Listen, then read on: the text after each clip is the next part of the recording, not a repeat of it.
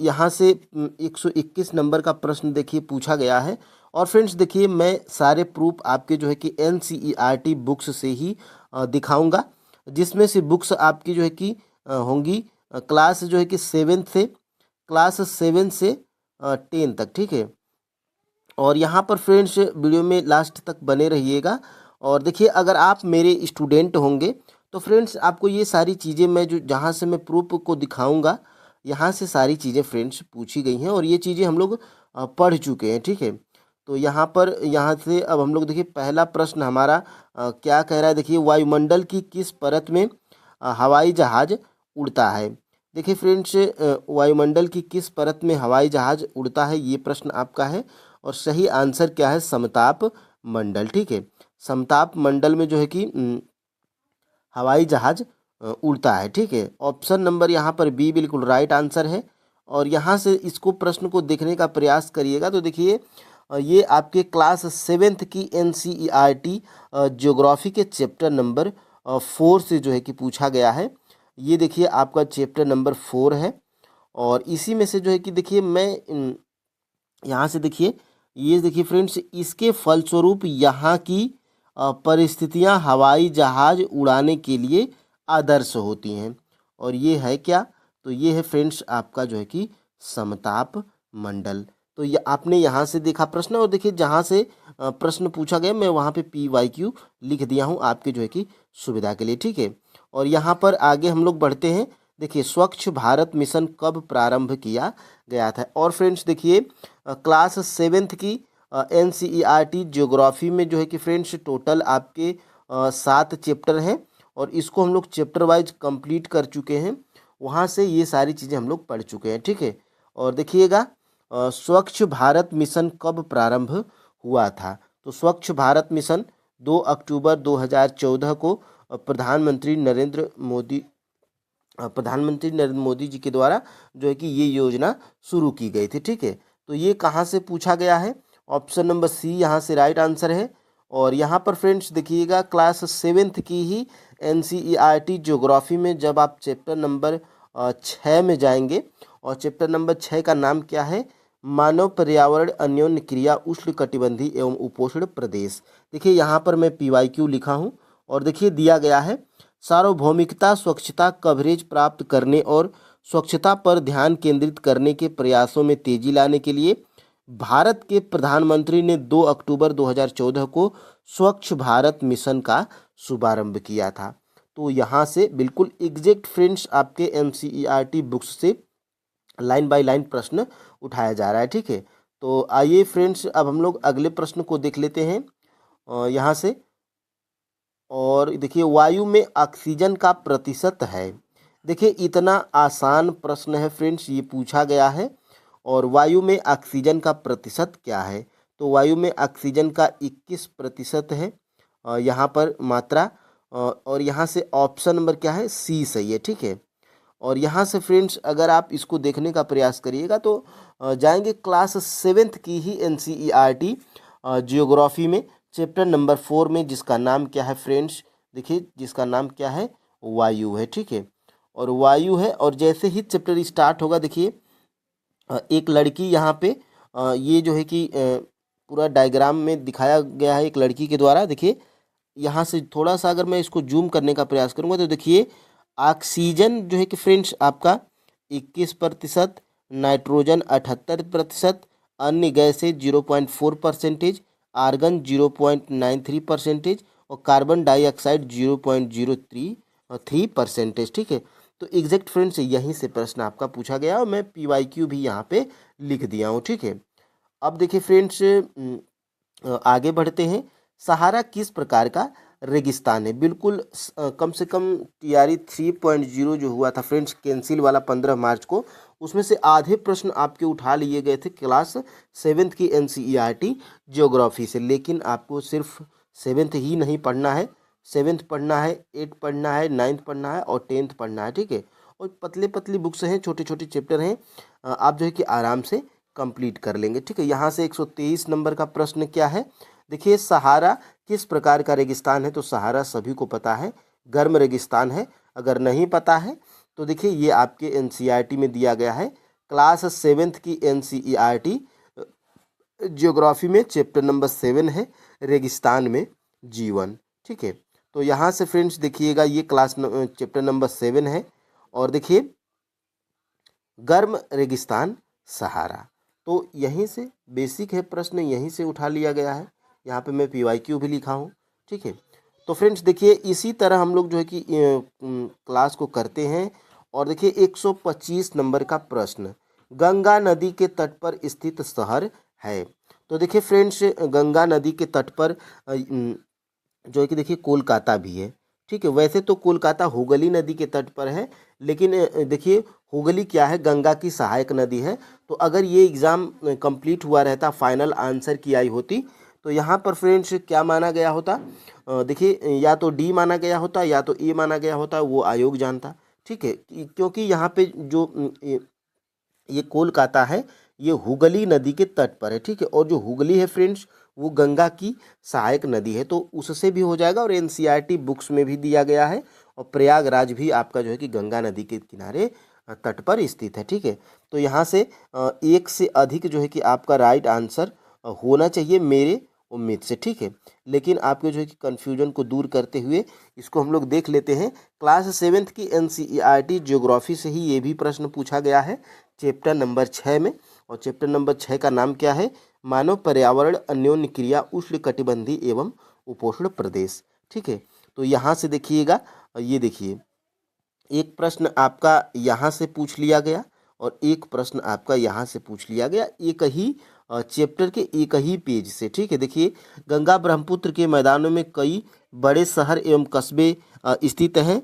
इलाहाबाद, कानपुर हो गया, वाराणसी हो गया, लखनऊ हो गया, पटना, कोलकाता जैसे 10 लाख से अधिक आबादी वाले शहर गंगा नदी के तट पर ही स्थित हैं। तो देखिए इसमें इलाहाबाद, जिसको नाम बदलकर प्रयागराज कर दिया गया है, तो यहाँ से ये है। और यहाँ से कोलकाता भी फ्रेंड्स इसमें दिया गया है। ठीक है, तो मेरे हिसाब से एक से अधिक राइट आंसर होना चाहिए। बाकी जो चीज़ें NCERT में दी गई हैं वो आपके सामने है। ठीक है, अब फ्रेंड्स और यहाँ से देखिए दिया भी गया है, कहीं दूर जाने की ज़रूरत भी नहीं है। देखिए कोलकाता हुगली नदी पर स्थित एक महत्वपूर्ण पत्तन है, तो प्रयागराज भी इसमें माना जा सकता था। ठीक है, अब हम लोग फ्रेंड्स आगे बढ़ते हैं, यहाँ से इसको देख लेते हैं। भूकंप की तीव्रता का मापन किस मशीन द्वारा किया जाता है। तो भूकंप की तीव्रता का मापन जो है कि सिस्मोग्राफ के द्वारा मापा जाता है। और सिस्मोग्राफ फ्रेंड्स है क्या, तो सिस्मोग्राफ जो है कि एक मशीन है जिससे भूकंप की तीव्रता मापी जाती है। और सिस्मोग्राफ फ्रेंड्स ये इंग्लिश में इसको बोलते हैं, और इसको शुद्ध हिंदी में क्या बोलते हैं, तो भूकंप लेखी बोलते हैं। ठीक है, इसको बोलते क्या है, भूकंप लेखी बोलते हैं। ठीक है, भूकंप लेखी, इसको भूकंप लेखी बोलते हैं। ऑप्शन नंबर यहाँ पे सी राइट आंसर है। और ये भी कहाँ से पूछा गया है, क्लास 7th की ही NCERT ज्योग्राफी में जाएंगे चैप्टर नंबर 3 में। तो हमारी बदलती पृथ्वी चैप्टर का नाम है। और यहाँ से फ्रेंड्स देखिएगा, देखिए यहाँ से देखिएगा मैं PYQ भी लिखा हूँ। यहाँ पे थोड़ा सा अगर आप इसको ऊपर करिएगा तो देखिए यहाँ पे मैं PYQ भी लिखा हूँ, और भूकंप लेखी यही है यंत्र। ठीक है, और यहाँ से एग्जैक्ट देखिए मैं हाईलाइट भी किया हूँ।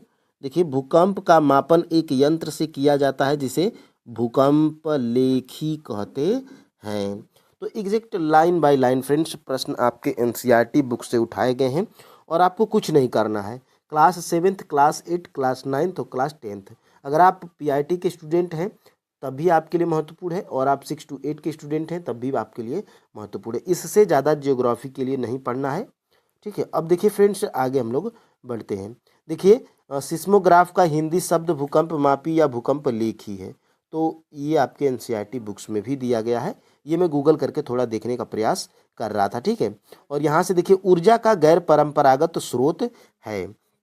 तो गैर परंपरागत स्रोत, ये देखिए फ्रेंड्स आपके क्लास 7th में भी दिया गया है, क्लास 8th में भी दिया गया है, और क्लास जो है कि आपकी क्लास 10th की NCERT ज्योग्राफी चैप्टर नंबर 5 खनिज तथा ऊर्जा संसाधन में भी दिया गया है। देखिए ऊर्जा का गैर परंपरागत स्रोत कौन सा है, तो ये है आपके गैर परंपरागत स्रोत।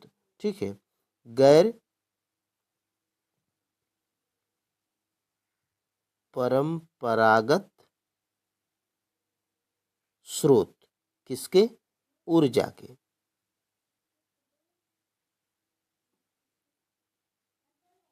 ठीक है, यहाँ से ऊर्जा के गैर परंपरागत स्रोत बायोगैस हो जाएगा और भूतापी ऊर्जा ऑप्शन नंबर यहाँ पे डी बिल्कुल राइट आंसर है। ठीक है, और देखिए एग्जैक्ट यही लाइन जब जाएंगे क्लास 10th की एनसीईआरटी ज्योग्राफी में चैप्टर नंबर 5 में, तो देखिएगा यहाँ से दिया गया है।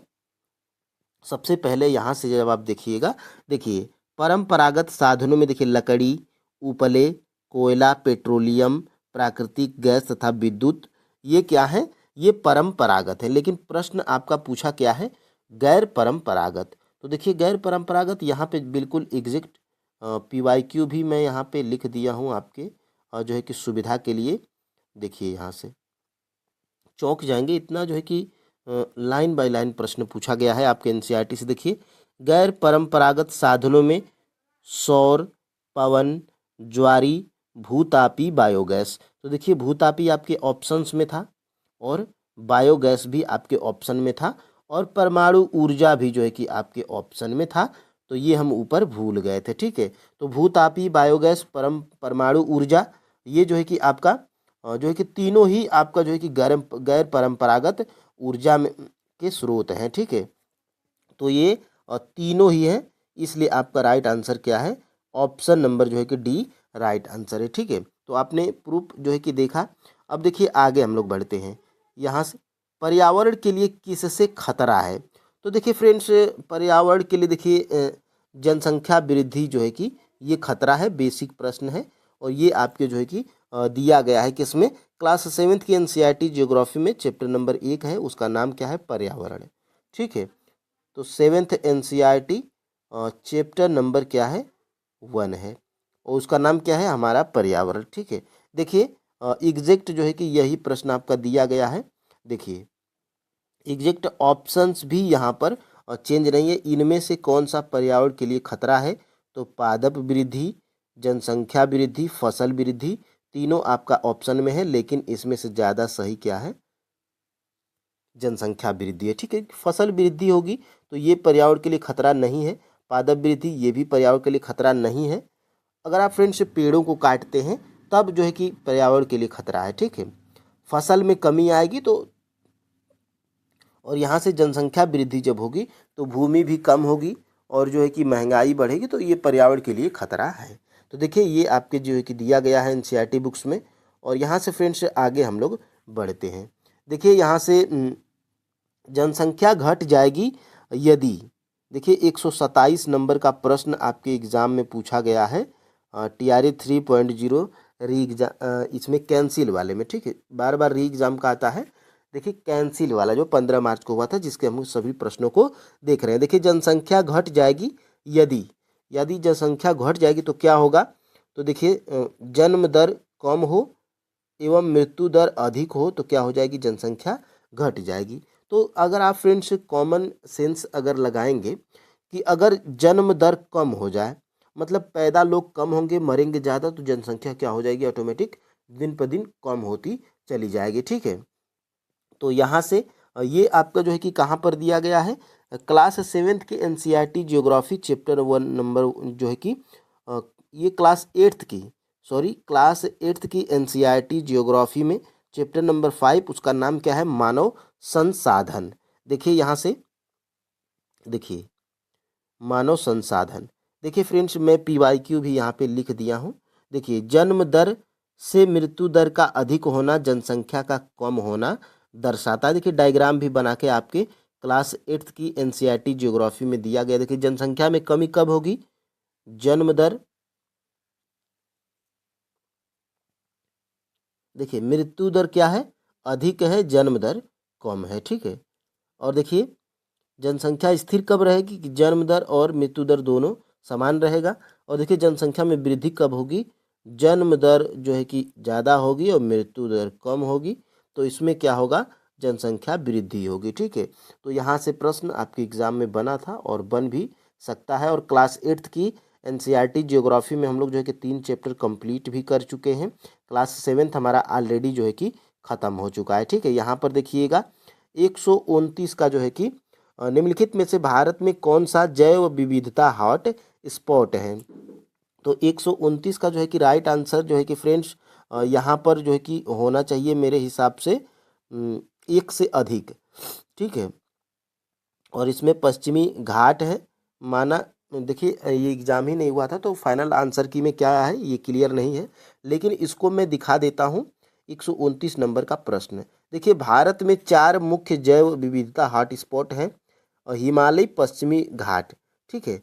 और ये जो है कि ये हिमालय जो है और ये पश्चिमी घाट, ये क्या है भारत में जैव विविधता है, ठीक है। तो ये दो ही है और यहाँ से मेरे हिसाब से एक से अधिक जो है कि राइट आंसर इसलिए होना चाहिए क्योंकि ये पश्चिमी घाट और नंदा देवी, ये क्या है, ये देखिए हिमालय का जो है कि एक पर्वत है और ये भी आपका भारत में ही है और जैव विविधता हॉट स्पॉट है।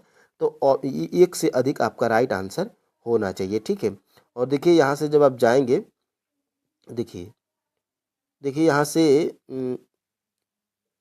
से देखिएगा, ये देखिए देखिए हिमालय के कुछ ऊंचे शिखर, ठीक है। तो इसमें देखिएगा दिया गया है और यहाँ पर थोड़ा सा अगर आप जाएंगे तो देखिए नंदा देवी, देखिए ये भी हॉट स्पॉट आपका जो है कि भारत में है। PYQ भी यहाँ पे लिख दिया हूँ।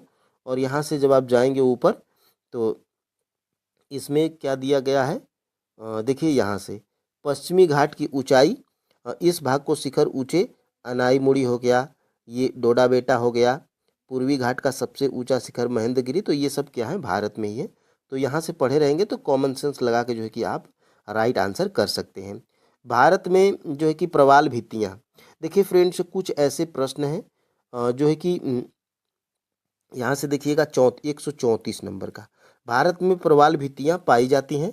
तो ये भारत में जो है कि प्रवाल भित्तियाँ अंडमान एवं निकोबार द्वीप समूह में ही पाई जाती हैं। यहाँ पे ऑप्शन नंबर जो है कि बी बिल्कुल राइट आंसर हो जाएगा, ठीक है। तो ये जो है कि आप यहाँ पे जब आप देखिएगा, यहाँ पे भारत की बात हो रही है तो 134 का देखिए क्लास 9th की NCERT जियोग्राफी के चैप्टर नंबर 2 में जाएंगे तो ये प्रश्न आपको फ्रेंड्स मिल जाएगा। देखिए यहाँ से देखिएगा, यहाँ से देखिए प्रवाल भित्ति, देखिए प्रवाल भित्ति के बारे में यहाँ पर दिया भी गया है। और देखिए यह बहुल तथा बिखरे हुए हैं। यह द्वीप समूह मुख्यतः 2 भागों में बांटा गया है, उत्तर में अंडमान तथा दक्षिण में क्या है निकोबार है। और थोड़ा सा अगर आप दूसरे पेज पे जाने का प्रयास करिएगा तो यहाँ से देखिए दिया भी गया है फ्रेंड्स, भारत का एकमात्र सक्रिय ज्वालामुखी अंडमान तथा निकोबार द्वीप समूह के बैरन द्वीप पर स्थित है। तो अब इससे बढ़िया जो है कि प्रूफ क्या दिखाया जाए, एक ही लाइन में लिख दिया है कि भारत का एकमात्र सक्रिय ज्वालामुखी अंडमान तथा निकोबार द्वीप समूह के बीच बैरन द्वीप पर स्थित है। तो प्रवाल भित्तियाँ फ्रेंड्स वही होती हैं, और प्रवाल भित्ति जहाँ पर फ्रेंड्स कुछ जो है कि उसमें बर्फबारी हो, ठीक है। और यहाँ से आगे हम लोग बढ़ते हैं। सोन नदी का उत्पत्ति स्थल अमरकंटक कहाँ पर स्थित है? तो सबसे पहले जो है कि फ्रेंड्स देखिए यहाँ पे राइट आंसर क्या है, मैकाल श्रेणी। सोन नदी का उत्पत्ति स्थल अमरकंटक है। देखिए फ्रेंड्स सबसे पहले अमरकंटक देखिए सोन नदी का ही नहीं है, और भी नदियों का जो है कि देखिए नर्मदा हो गया, सोन हो गया, जोहिला हो गया, ये तीनों नदियों का जो है कि ये निकलती हैं कहाँ से, अमरकंटक से।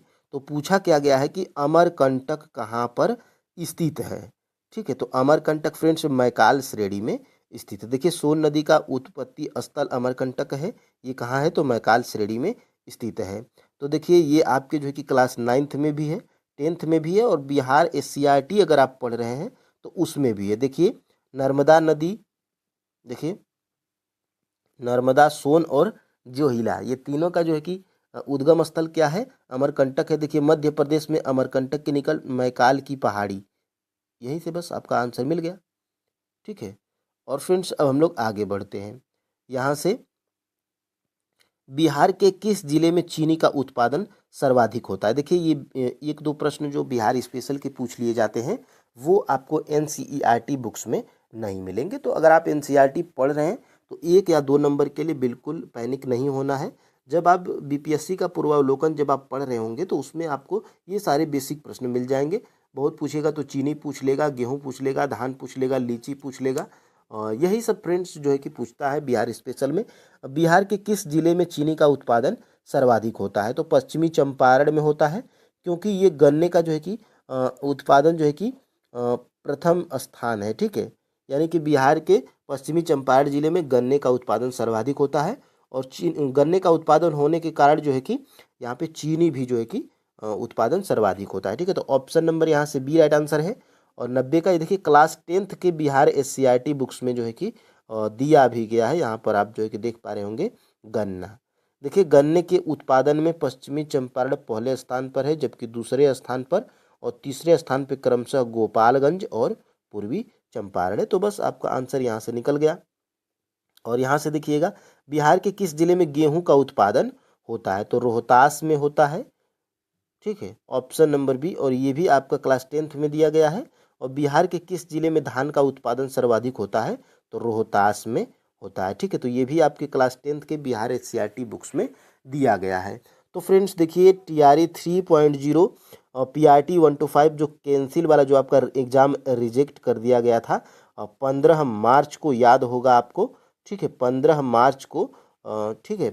तो उसके जो है कि ज्योग्राफी के हम लोग 15 से 16 प्रश्नों का प्रूफ देखे हैं, जिसमें कि सभी प्रश्न आपके NCERT बुक्स से पूछे गए हैं। और TRE 1, 2 और 3 जो री एग्जाम हुआ था वो हम देख लिए हैं, और कैंसिल वाला, यानी कि अब हम लोग को जो है कि PRT के सभी प्रश्नों को देख चुके हैं।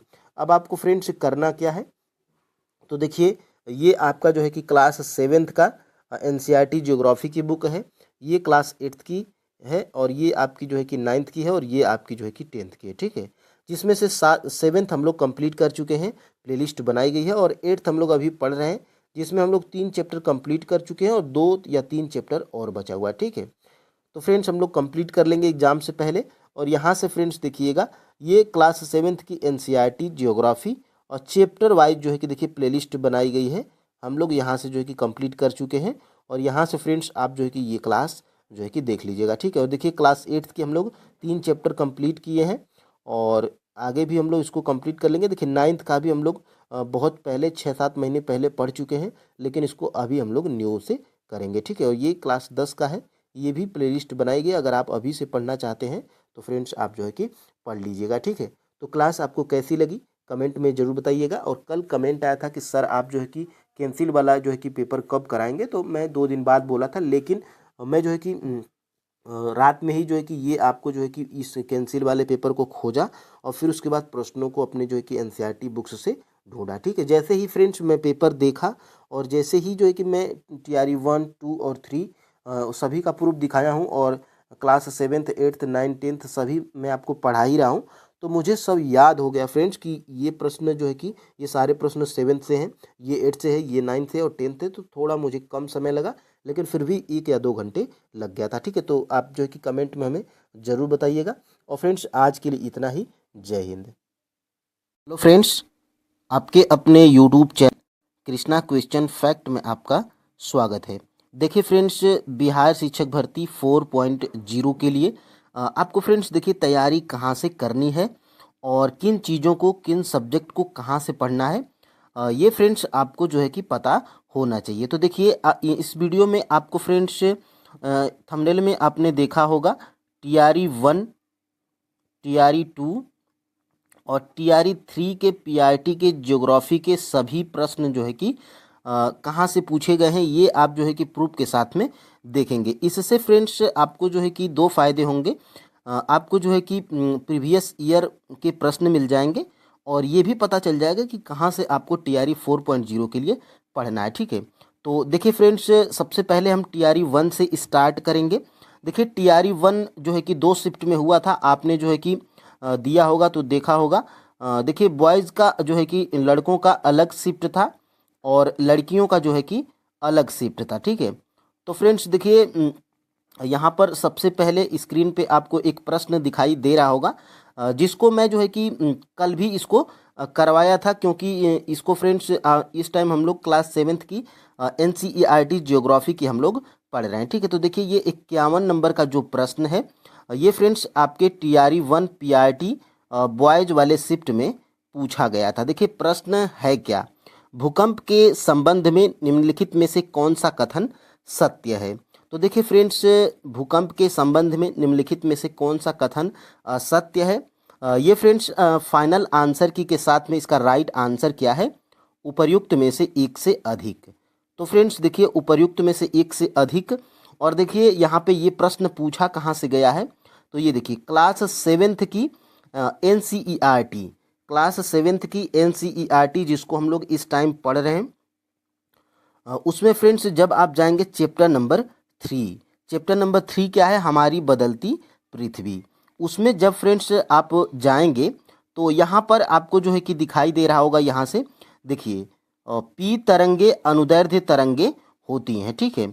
लेकिन फ्रेंड्स यहाँ पर क्या दिया गया है, पी तरंगे अनुप्रस्थ तरंगे होती हैं, तो इसलिए ये ऑप्शन आपका गलत है। और इसमें आपका राइट आंसर क्या है, उपर्युक्त में से एक से अधिक। क्योंकि फ्रेंड्स देखिए जानवरों के व्यवहार का अध्ययन स्थानीय लोगों द्वारा अपनाई गई भूकंप की भविष्यवाणी के तरीकों में से एक है, ये सही है। और धरातल पर उद्गम केंद्र के ऊपर स्थान को अधिकेंद्र कहते हैं, ठीक है। तो देखिए ये आपको जो है कि दिखाई दे रहा होगा, क्लास 7th की NCERT ज्योग्राफी में चैप्टर नंबर 3 आप जाएंगे, हमारी बदलती पृथ्वी, तो उसमें आपको ये चीज़ मिल जाएगी। जैसे एक ऑप्शन यहाँ से क्लियर होगा, और दूसरा ऑप्शन देखिए ये देखिए उद्गम केंद्र के ऊपर क्या होता है, अधिकेंद्र होता है, ठीक है। तो यहाँ से ये प्रश्न आपका क्लियर हो जाता है। और देखिए उसी चैप्टर में थोड़ा सा अगर आप जाएंगे तो देखिए यहाँ से हमारा पर्यावरण नाम है फ्रेंड्स, क्लास 7th की NCERT ज्योग्राफी का, ठीक है। यहाँ पर देखिए यहाँ पर एक ऑप्शन आपका यहाँ से क्लियर हो जाएगा, स्थानीय लोग कुछ सामान्य तरीकों से भूकंप की संभावना का अनुमान लगाते हैं। जानवरों के व्यवहार का अध्ययन, तालाब में मछलियों की उत्तेजना, सांपों का धरातल पर आना। तो देखिए फ्रेंड्स एक प्रश्न आपका यहाँ से मिल गया। अब देखिए फ्रेंड्स आगे हम लोग बढ़ते हैं, यहाँ से और दूसरे प्रश्न को देखते हैं। देखिए ये भी आपके क्लास 7th की NCERT में से ही पूछा गया है। देखिए 55 नंबर का प्रश्न क्या है, निम्नलिखित में से कौन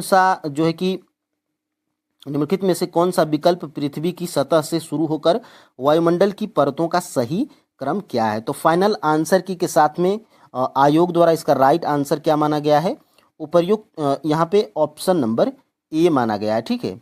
और यहाँ से फ्रेंड्स ये भी प्रश्न आपके क्लास 7th की NCERT, और चैप्टर नंबर कौन है, चैप्टर नंबर 4 है। और चैप्टर नंबर 4 का क्या नाम है, वायु, ठीक है, जिसको हम लोग पढ़ चुके हैं। और यहाँ पर देखिएगा ये जो है कि परतों का क्रम दिया गया है, क्षोभ मंडल, समताप मंडल, मध्य मंडल, और वाम मंडल को हम लोग क्या बोलते हैं, ताप मंडल भी बोलते हैं। और देखिए बहिर्मंडल। तो एक प्रश्न आपका फ्रेंड्स यहाँ से पूछा गया था, ठीक है। और कहाँ पूछा गया था, तो ये फ्रेंड्स TRE 1 में बॉयज़ वाले शिफ्ट में ही पूछा गया था, 1 to 5 PRT में, ठीक है। अब हम लोग फ्रेंड्स आगे हम लोग बढ़ते हैं, यहाँ से और भी प्रश्नों को हम लोग देखेंगे। यहाँ से देखिए अमेजन बेसिन में एक बड़े मकान को क्या नाम दिया गया है जिसकी छत की तिरछी खड़ी ढाल होती है। तो देखिए TRE 1 में ही लड़कों का अलग शिफ्ट और लड़कियों का अलग शिफ्ट, तो दो प्रश्न आपने देखा था लड़कों के शिफ्ट का, और ये प्रश्न देखिए आपका जो है कि है लड़कियों वाले शिफ्ट में। देखिए मैं अभी यहाँ पर देखिए TRE 1 PRT में गर्ल्स वाले शिफ्ट में ये प्रश्न पूछा गया था। और यहाँ से देखिए ये प्रश्न आपके क्लास 7th की NCERT जियोग्राफी में पूछा गया, जियोग्राफी से, ठीक है। तो यहाँ पर देखिए इसका फाइनल आंसर की के साथ में राइट आंसर क्या है, ऑप्शन नंबर बी मलोका, ठीक है। मलोका है क्या फ्रेंड्स, आगे अभी हम लोग देखेंगे।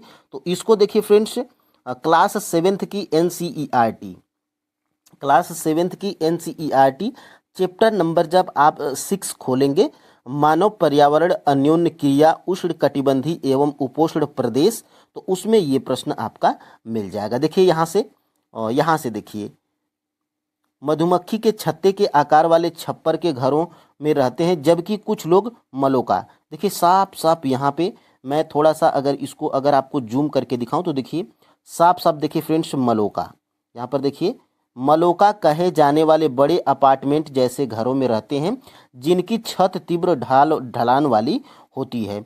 तो यहीं से फ्रेंड्स ये प्रश्न आपका पूछा गया था। और चैप्टर का नाम क्या है? तो चैप्टर का नाम है फ्रेंड्स मानव पर्यावरण अन्योन्य क्रिया उष्ण कटिबंधीय एवं उपोष्ण प्रदेश। ये क्लास 7th की एनसीईआरटी से ही पूछा गया था। और यहाँ पे देखिए क्लास 7th की एनसीईआरटी ज्योग्राफी का नाम क्या है? हमारा पर्यावरण। ठीक है, तो एक प्रश्न यहाँ से, और यहाँ से एक आपको ऑप्शन में और भी दिखा होगा मैनीओक। तो देखिए ये अमेजन बेसिन वाले जो क्षेत्र होते हैं इनका मुख्य आहार क्या होता है? मैनीओक होता है। ठीक है, मैनीओक होता है, जिसे कसावा भी कहते हैं। यह आलू की तरह जमीन के अंदर पैदा होती है। तो यहाँ से देखिए बिल्कुल ऑप्शन से, ठीक है, तो यहाँ पे अमेजन बेसिन का देखिए मुख्य यहाँ पे मैनीओक, ये क्या है? मुख्य भोजन है। ठीक है, ये तो भोजन है, और ये क्या है? मलों का एक घर है। ठीक है, तो यही आपका जो है कि यहीं से पूछा गया था, जिसका राइट आंसर क्या है? Option number B. ये प्रश्न आपको क्लास 7th की एनसीईआरटी जियोग्राफी चैप्टर नंबर 6 में मिल जाएगा। ठीक है, और देखिए गर्ल्स वाले शिफ्ट में एक और प्रश्न यहाँ पे पूछा गया था। वायुमंडल की किस परत का तापमान सबसे कम होता है? तो ये भी देखिए टीआरई 1 to 5 गर्ल्स वाले शिफ्ट में, तो मध्य मंडल का जो है कि तापमान सबसे कम होता है। ऑप्शन नंबर सी बिल्कुल राइट आंसर हो जाएगा। और ये भी आपका जो है कि ये तो देखिए ये भी आपका जो है कि किस में पूछा गया है? तो ये भी आपका जो है कि क्लास जो है कि 7th की एनसीईआरटी ज्योग्राफी के चैप्टर नंबर 4 से ही ये जानकारी यहाँ पे ली गई है। और देखिए सबसे कम यहाँ पे तापमान सबसे कम होता है। ठीक है, आप जो है कि गूगल करके भी यहाँ पे देख लीजिएगा। अब देखिए फ्रेंड्स आगे हम लोग बढ़ते हैं। देखिए ये 120 और 121 नंबर का प्रश्न दोनों लगातार कहाँ पर पूछा गया था? तो टीआरई 2.0 1 to 5 पीआरटी में ये प्रश्न पूछा गया था। चांप झील कहाँ पर पाई जाती है? तो इसका फाइनल आंसर के साथ राइट आंसर क्या है? ऑप्शन नंबर बी है, नदी घाटियों में। और विश्व जल दिवस कब मनाया जाता है? तो विश्व जल दिवस मनाया जाता है 22 मार्च को। तो अभी कल वाली प्रैक्टिस सेट में ही हम लोग ये पढ़े थे कि विश्व जल दिवस कब मनाया जाता है? तो 22 मार्च को। और ये चांप झील कहाँ पर पाई जाती है? तो नदी घाटियों में पाई जाती है।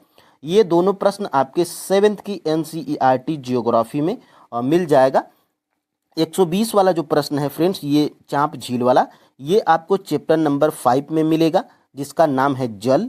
ठीक है, और ये 121 नंबर वाला प्रश्न कहाँ पर मिल जाएगा आपको?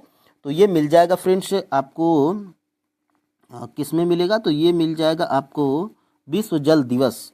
तो ये भी आपको चैप्टर नंबर 5 में ही मिल जाएगा। ठीक है, अब देखिए हम लोग आगे बढ़ते हैं। इन दोनों को सबसे पहले प्रूफ के साथ में हम लोग देखेंगे। तो ये देखिए हमारी बदलती पृथ्वी, चैप्टर नंबर 3 क्या है? हमारी बदलती पृथ्वी। यहाँ पर देखिए चांप झील, और चांप झील ये जो है कि कहाँ पर पाई जाती है? तो ये नदी घाटी के क्षेत्रों में पाई जाती है। यहाँ पे इसका राइट आंसर है। ठीक है, और थोड़ा सा फ्रेंड्स अगर आप आगे बढ़ते हैं तो यहाँ पर देखिए, ये देखिए चैप्टर नंबर 5 ही है आपका, जल है। और इसमें देखिए बिल्कुल एग्जैक्ट यहाँ पे दिया गया है। क्या आप जानते हैं, जिसको चैप्टर को हम लोग कल ही कंप्लीट किए थे, 22 मार्च को विश्व जल दिवस मनाया जाता है। तो फ्रेंड्स यहाँ से आपको ये अंदाज़ा धीरे धीरे लग रहा होगा कि कहाँ से फ्रेंड्स हमें पढ़ना है। ये देखिए 119 नंबर का प्रश्न है, और जो कि टीआरई 2.0 पीआरटी 1 to 5 में पूछा गया था। सेल जिनमें जीवाश्म पाए जाते हैं। तो ये भी आपका क्लास 7th की एनसीईआरटी के चैप्टर नंबर 2 से पूछा गया था। चैप्टर नंबर 2 का नाम क्या है फ्रेंड्स? तो चैप्टर नंबर 2 का नाम है हमारी पृथ्वी के अंदर। ठीक है, तो इसका राइट आंसर क्या है फ्रेंड्स? इसका राइट आंसर है औषधि सेल। औषधि सेल जिसमें जो है कि जीवाश्म पाए जाते हैं। अभी इसको जो है कि प्रूफ के साथ में यहाँ पे देखने का प्रयास हम लोग करेंगे। तो देखिए यहाँ से देखिए आगे हम लोग यहाँ से देखेंगे। देखिए ये अदृढ़ अवसाद दबकर एवं कठोर सेल की परत बनाते हैं। इस प्रकार के सेलों को औषधि सेल कहते हैं। उदाहरण के लिए बलुआ पत्थर रेत के दानों से बनता है। इन सेलों में पौधों, जानवरों एवं अन्य सूक्ष्म जीवाणुओं जो कभी इन सेलों पर रहे हैं वे जीवाश्म भी हो सकते हैं। तो ये औषधि आपका जो है कि राइट आंसर हो जाएगा। ठीक है, तो फ्रेंड्स इससे आपको जो है कि आंकड़ा क्या लग रहा होगा? यहाँ पे एक और प्रश्न आप जो है कि देख लीजिए 31 नंबर का, ज्वालामुखी क्रिया की अंतिम प्रतीक क्या है? TRE 3.0 री एग्जाम और PRT में पूछा गया था। देखिए फ्रेंड्स, अभी आपने जो है कि 2, 2, 4 और 4, 3, 7, अभी 7 प्रश्न आपने जो है कि देखा, जो कि केवल क्लास 7th की NCERT जियोग्राफी से पूछा गया था। ठीक है, तो इसका जो है कि ज्वालामुखी क्रिया का अंतिम प्रतीक क्या है? धुआंरे है, गैस है, राख है, और ये भी आपके जो है कि दिया गया है किसमें? तो ये भी आपके जो है कि दिया गया है हमारी पृथ्वी के अंदर चैप्टर नंबर 2 से। देखिए यहाँ से गैस, राख, धुआंरे अंतिम प्रतीक है ज्वालामुखी का। ठीक है, तो यहाँ से ये प्रश्न आपका पूछ लिया गया था। और फ्रेंड्स देखिए, अब मैं आपको अंदाज़ा लग गया होगा। तो देखिए फ्रेंड्स, अभी मैं ऊपर जो 7 प्रश्नों को बताया था, 8 प्रश्नों को, ये आपके क्लास 7th की NCERT जियोग्राफी से पूछे गए हैं। और अभी देखिए क्लास 7th की NCERT जियोग्राफी के हम लोग चैप्टर वाइज कर रहे हैं। हमारे इसी चैनल पर प्लेलिस्ट बनाई गई। देखिए चैप्टर इसमें 1 है, 2 है, और यहाँ पे देखिए पार्ट 2 है। चैप्टर वाइज हम लोग कर रहे हैं, और इसमें भी हम लोग प्रूफ के साथ में देखते हुए चलते हैं, और सभी MCQs बिल्कुल बुक से ही हाईलाइट करके हम लोग पढ़ते हैं। ठीक है, और यहाँ से फ्रेंड्स देखिए, अब आपको यहाँ पे मैं बता दूँ TRE 4.0 के लिए पढ़ना क्या है। तो क्लास 7th की NCERT जियोग्राफी, क्लास 8 की, क्लास 9 की और क्लास 10th की, जिसमें फ्रेंड्स 7 हम लोग का अभी 2 चैप्टर बचा हुआ है, ये भी कंप्लीट हो जाएगा। क्लास 9th और 10th हम लोग कंप्लीट कर चुके हैं। फिर उसके बाद बचेगा हमारा क्लास 8th का। इसको भी मैं फ्रेंड्स बहुत ही जल्द आपके जो है कि कंप्लीट करवा दूंगा। ठीक है, ये देखिए आपका क्लास 9th का चैप्टर वाइज प्लेलिस्ट बनाई गई है। हम लोग क्लास कर चुके हैं 6 महीना पहले ही। ठीक है, और ये देखिए 4 महीना पहले क्लास जो है कि 10th की NCERT जियोग्राफी की हम लोग कंप्लीट कर चुके हैं, और चैप्टर वाइज फ्रेंड्स। ठीक है, बिल्कुल बुक से ही। तो फ्रेंड्स अब आइए, अब हम लोग आगे सभी प्रश्नों को देखते हैं, जितने प्रश्न आपके TRE 1, 2, 3 में बचे हैं। ठीक है, ये जो है कि 54 नंबर का प्रश्न जो है कि आपके TRE 1 में पूछा गया था। अगर आप PRT यानी कि 1 to 5 के स्टूडेंट हैं और आपने TRE 1 दिया था, तो आपको ये जो है कि पता होगा कि ये प्रश्न पूछा गया था। देखिए TRE 1, TRE 2 और TRE 3 के सभी PRT के क्वेश्चंस पेपर हमारे टेलीग्राम चैनल पे अवेलेबल हैं। इस वीडियो के डिस्क्रिप्शन बॉक्स में टेलीग्राम चैनल का लिंक है, वहाँ से आप जो है कि ज्वाइन कर लीजिएगा। यहाँ से देखिए, निम्नलिखित में से कौन सा देश अमेजन नदी बेसिन का एक हिस्सा है? तो फ्रेंड्स इसका जो है कि राइट आंसर क्या हो जाएगा? तो इसका जो है कि फ्रेंड्स राइट आंसर है वेनेजुएला। वेनेजुएला फ्रेंड्स ये वो देश है जो अमेजन नदी बेसिन का एक हिस्सा है। और यहाँ से ये प्रश्न देखिए फ्रेंड्स, ये प्रश्न आपका कहाँ से पूछा गया था? तो ये प्रश्न फ्रेंड्स आपका जो है कि पूछा गया था जब आप क्लास 7th की NCERT जियोग्राफी में चैप्टर नंबर 6 जाएंगे। तो उस जो है कि चैप्टर 6 का नाम क्या है?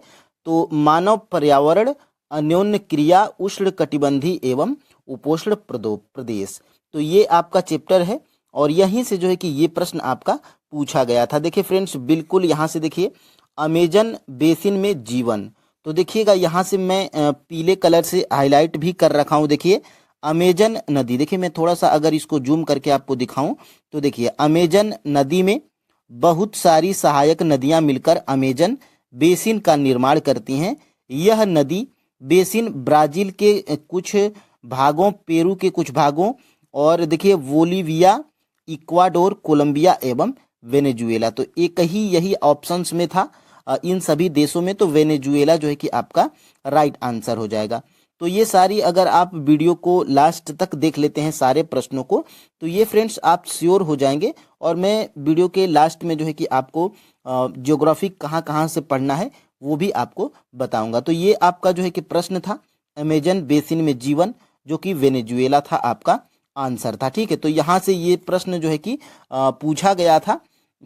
और फ्रेंड्स अगर हम लोग आगे बढ़ेंगे तो देखिएगा यहाँ से इसको जो है कि करवा चुका हूँ, लेकिन सभी प्रश्नों को एक साथ करवा रहा हूँ, इसलिए फ्रेंड्स ये आपको जो है कि दिखाना पड़ रहा है। ये देखिए 49 नंबर का प्रश्न आपके जो है कि TRE 1 के PRT में ज्योग्राफी में ही प्रश्न पूछा गया था। छोटा नागपुर क्षेत्र के मुंडा और संथाल निम्नलिखित में से किस पेड़ की पूजा करते थे? तो ये फ्रेंड्स जो है कि किस पेड़ की पूजा करते थे? तो कदम्ब और जो है कि महुआ की पूजा करते थे। ठीक है, तो यहाँ से महुआ आपके ऑप्शन में नहीं है, तो यहाँ से फ्रेंड्स आपका जो है कि ऑप्शन नंबर सी बिल्कुल राइट आंसर हो जाएगा। ठीक है, तो ये प्रश्न देखिए कहाँ से पूछा गया था। तो ये प्रश्न जब आप क्लास 10th की एनसीईआरटी जियोग्राफी के चैप्टर नंबर 2 में जाएंगे, जिस चैप्टर का नाम है वन एवं वन्य जीव संसाधन, तो उसी में से ये प्रश्न जो है कि पूछा गया था। और मैं इसको जो है कि प्रूफ के साथ में भी यहाँ पे दिखाने का प्रयास करूंगा। देखिए यहाँ से छोटा नागपुर क्षेत्र, मुंडा एवं संथाल जनजातियां, महुआ और यहाँ से कदम्ब, तो बिल्कुल एग्जैक्ट यहीं से जो है कि प्रश्न ये उठाया गया था। अब फ्रेंड्स हम लोग आगे बढ़ते हैं। देखिएगा यहाँ से 50 नंबर का प्रश्न ये भी आपके TRE-1 PRT में ज्योग्राफी के सेक्शन में पूछा गया था। देखिए निम्नलिखित में से किसकी खेती जायद के मौसम में की जाती है। तो ये जायद के मौसम में जो है कि की जाती है किसकी खेती, खरबूज की, खीरा की और तरबूज की। तो इसीलिए फ्रेंड्स इसका राइट आंसर क्या हो जाएगा, ऑप्शन नंबर डी बिल्कुल राइट आंसर हो जाएगा। ये भी प्रश्न जब आप जाएंगे क्लास 10th के एनसीईआरटी के चैप्टर नंबर 4 में, जिस चैप्टर का नाम है कृषि, उसी में से ये जो है कि प्रश्न जो है कि आपका पूछा गया था। और यहाँ से फ्रेंड्स देखिएगा बिल्कुल मैं यहाँ पे TRE-1 और PRT PYQs भी लिख दिया हूँ। देखिए रबी और खरीफ फसल ऋतुओं के बीच ग्रीष्म ऋतु में बोई जाने वाली फसल को जायद कहा जाता है। और जायद ऋतु में मुख्य देखिए तरबूज, खरबूज और खीरे, बिल्कुल एग्जैक्ट यहीं से जो है कि प्रश्न आपका उठाया गया था। अब देखिए फ्रेंड्स आगे हम लोग बढ़ते हैं। यहाँ से ये भी प्रश्न आपके TRE-1 PRT में ज्योग्राफी में पूछा गया था 55 नंबर का। देखिए निम्नलिखित में से कौन सा विकल्प पृथ्वी की सतह से शुरू होकर वायुमंडल की परत का सही क्रम है। तो इसका जो है कि फ्रेंड्स राइट आंसर क्या हो जाएगा, इसका जो है कि राइट आंसर है फ्रेंड्स आपका option number A. Option number A बिल्कुल राइट आंसर है। यहाँ पर ये देख लीजिए। और फ्रेंड्स ये कहाँ से पूछा गया था, तो ये जब आप क्लास 7th की एनसीईआरटी ज्योग्राफी के चैप्टर नंबर 4, और उस चैप्टर नंबर 4 का क्या नाम है, तो वायु नाम है, और इसी जो है कि चैप्टर से ये प्रश्न आपका पूछा गया था। यहाँ पर आप जो है कि देख पा रहे होंगे बिल्कुल फ्रेंड्स, यहाँ से देखिएगा ये क्रम जो है कि आपका यहाँ पे दिया गया। देखिए वायुमंडल की संरचना, ठीक है, और देखिए जो कि पृथ्वी की सतह से आरंभ होती है, बिल्कुल एग्जैक्ट यही लाइन। और यहाँ पे आपको दिखाई भी दे रहा होगा क्षोभ मंडल, समताप मंडल, मध्य मंडल, वायुमंडल और वायुमंडल एवं बहिर्मंडल, बिल्कुल एग्जैक्ट यहीं से ये प्रश्न जो है कि आपका पूछा गया था। और देखिए सभी मंडल के बारे में यहाँ पर विस्तृत जानकारी भी आपके दिया गया है, और यहीं से ये जो है कि प्रश्न पूछा गया था। और जो है कि फ्रेंड्स क्लास 7th की जो एनसीईआरटी है वो हमारा पर्यावरण के नाम से है, और यही देखिए यहाँ पे हमारा पर्यावरण, तो ये आपने देख लिया। अब देखिए फ्रेंड्स अब हम लोग आगे बढ़ते हैं। देखिए महासागरीय परपटी के मुख्य खनिज घटक क्या हैं, यानी कि महासागरीय परपटी के मुख्य खनिज घटक क्या हैं। तो इसका फ्रेंड्स 58 का राइट आंसर क्या हो जाएगा, 58 का फ्रेंड्स राइट आंसर है सिलिका और मैग्नीशियम। इसका जो है कि राइट आंसर क्या है, ऑप्शन नंबर सी। ये भी आपके TRE-1 PRT में पूछा गया प्रश्न है। टोटल आप यहाँ पे TRE-1 के ज्योग्राफी के सभी प्रश्न देख रहे हैं। और यहाँ से देखिए जब आप फ्रेंड्स जाएंगे किस नंबर का ये प्रश्न था, एक बार देख लेते हैं, 58 नंबर का। तो जब आप फ्रेंड्स क्लास 7th की एनसीईआरटी ज्योग्राफी के चैप्टर नंबर 2 में जाएंगे, उस चैप्टर का नाम क्या है, चैप्टर नंबर 2 का हमारी पृथ्वी के अंदर, ठीक है, हमारी पृथ्वी के अंदर। यहाँ से देखिएगा हमारी पृथ्वी के अंदर चैप्टर नंबर 2, और पहले ही जो है कि पेज से ये प्रश्न आपका जो है कि पूछा गया था। यहाँ पे देखिए मैं जो है कि हाइलाइटर से हाईलाइट भी कर रखा हूँ। देखिए महासागर की परपटी मुख्यतः सिलिका एवं मैग्नीशियम की बनी होती है। एक लाइन में बिल्कुल यहाँ पे आंसर आ गया, ठीक है। तो यहीं से फ्रेंड्स ये प्रश्न आपका पूछा गया था। ये कहाँ से पूछा गया था, तो क्लास 7th की एनसीईआरटी ज्योग्राफी की चैप्टर नंबर 2, जिस चैप्टर का नाम है हमारी पृथ्वी के अंदर, ठीक है। तो यहाँ से ये प्रश्न था। अब फ्रेंड्स हम लोग देख लेते हैं यहाँ से स्थानांतरण कृषि के स्थानीय नाम और संबंधित देश का सही युग्म क्या है।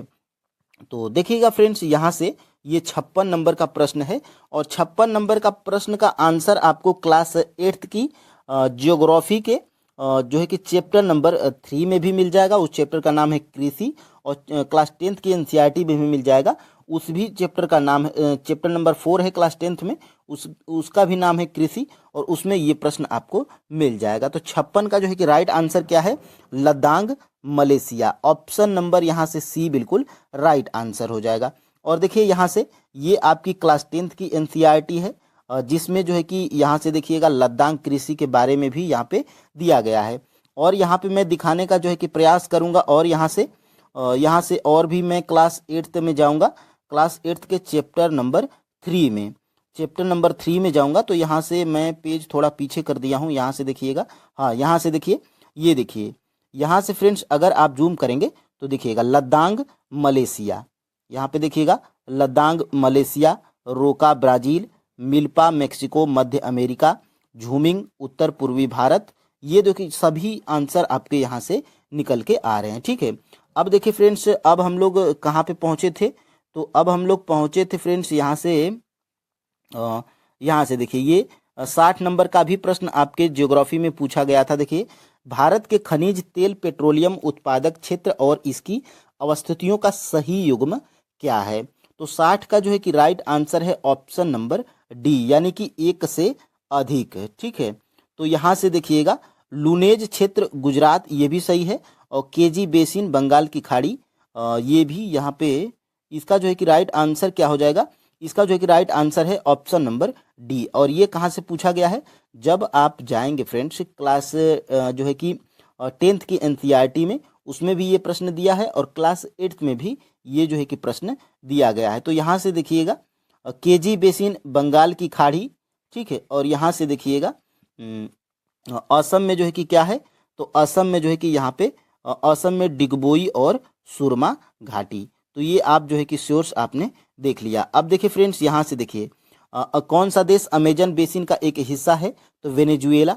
ये मैं पहले ही आपको बता दिया था। देखिए अमेजन नदी में बहुत सारी सहायक नदियाँ मिलकर अमेजन बेसिन का निर्माण करती हैं। यह नदी बेसिन ब्राज़ील के भागों, पेरू के कुछ भागों, और बोलिविया, इक्वाडोर, कोलंबिया तथा वेनेजुएला।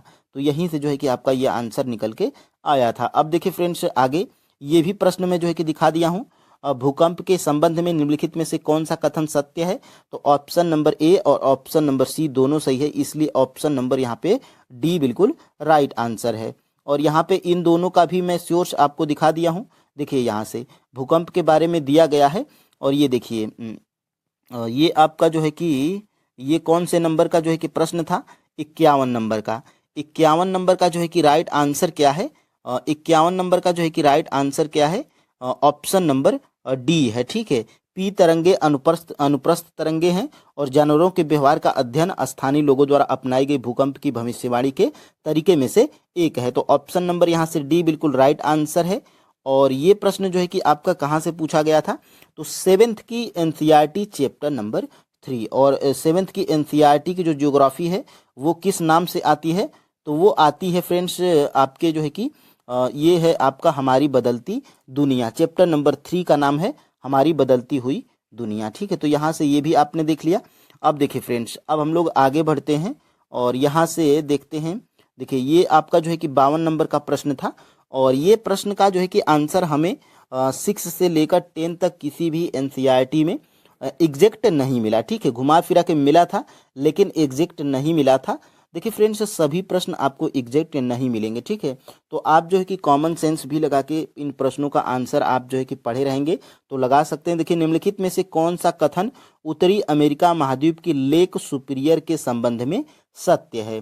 तो 52 का जो है कि राइट आंसर क्या है? ऑप्शन नंबर बी, यह कनाडा और यूएसए के मध्य भौगोलिक सीमा बनाती है। तो यहाँ से इसका राइट आंसर था। अब देखिए आगे, देखिए 8 प्रश्न जो है कि आपने देखा था बिल्कुल प्रूफ के साथ में, और 4 प्रश्न जो है कि आपके प्रूफ के साथ में बिल्कुल एग्जैक्ट नहीं मिले हैं। यानी कि फ्रेंड्स, इससे क्या हो अंदाजा लग रहा है आपको? तो जियोग्राफी के लिए आपको कुछ नहीं पढ़ना है, किसी बुक का सहारा नहीं लेना है।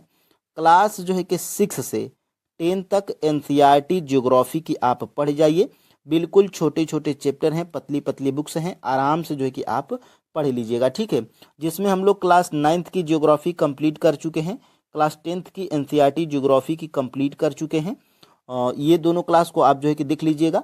और देखिए मैं 6, 7, 8 सभी क्लास की एनसीईआरटी ज्योग्राफी की कंप्लीट करवाऊंगा। देखिए आकार और माप में समानता के कारण किस ग्रह को पृथ्वी का जुड़वा ग्रह माना जाता है, ये बेसिक आपको जो है कि किसी भी कॉमन बुक में मिल जाएगी, लुसेंट में मिल जाएगी और महेश कुमार बड़वाल सर के वन लाइनर में भी मिल जाएगी।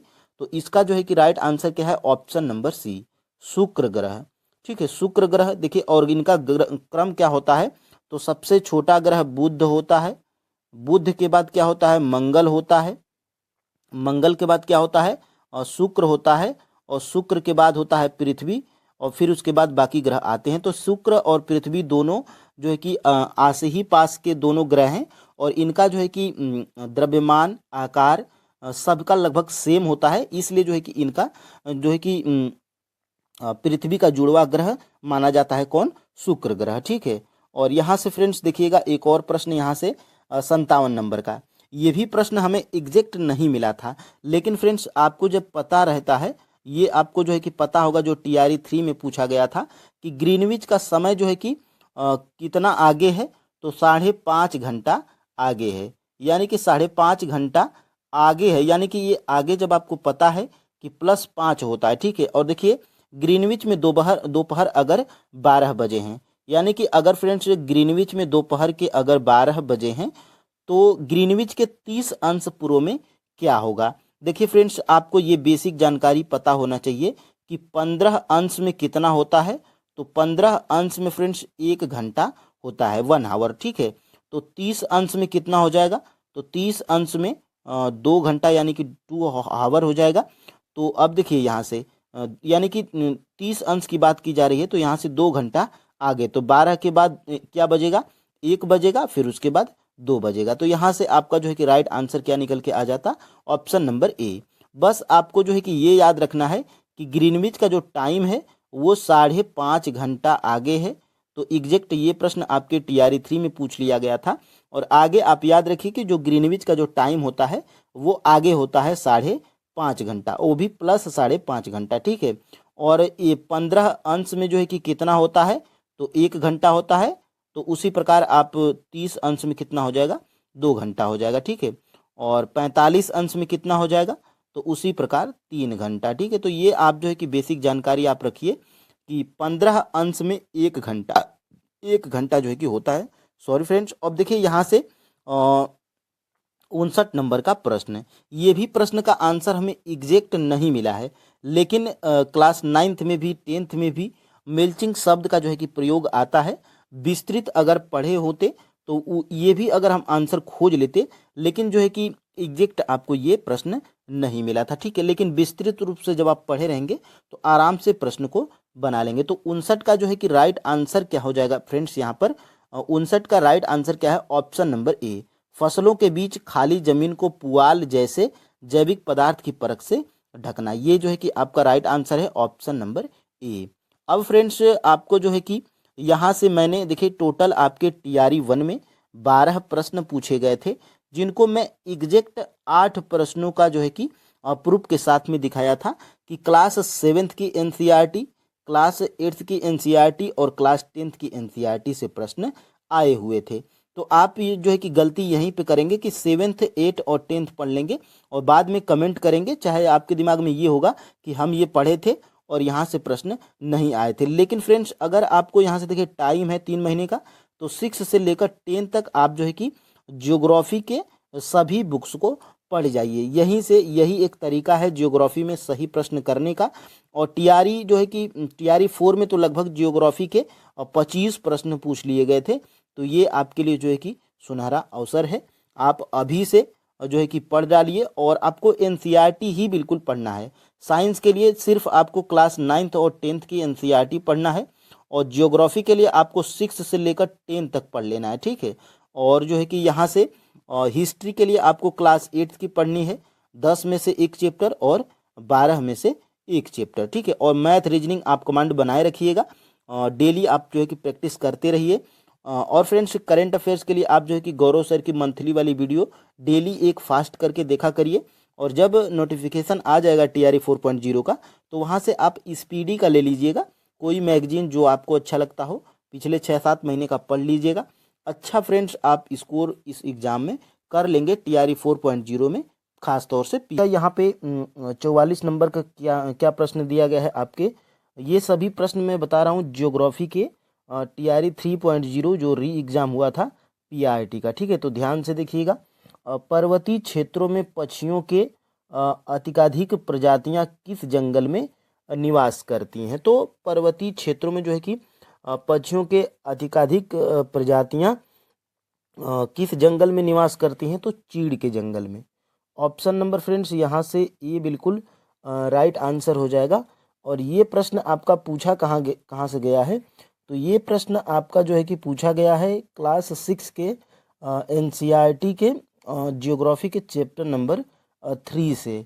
यहाँ पर फ्रेंड्स आप जो है कि देख पा रहे होंगे, यहाँ से देखिएगा, पर्वतीय ढलानों की प्रायः एक प्रकार का एक वन है जिसे पर्वतीय वन कहते हैं, और यह देखिए पाइन या चीड़ है, ठीक है। तो यहीं से ये प्रश्न जो है कि पूछा गया था, और इसी में जो है कि पक्षियों की अत्यधिक प्रजातियां भी पाई जाती हैं, ठीक है। तो यहाँ से देवदार यहाँ पे ऑप्शन में नहीं था, तो यहाँ से फ्रेंड्स देखिएगा बाज, चीड़ के जंगल और झाड़ियों के जंगल, तो चीड़ यहाँ पे आपका राइट आंसर हो जाएगा।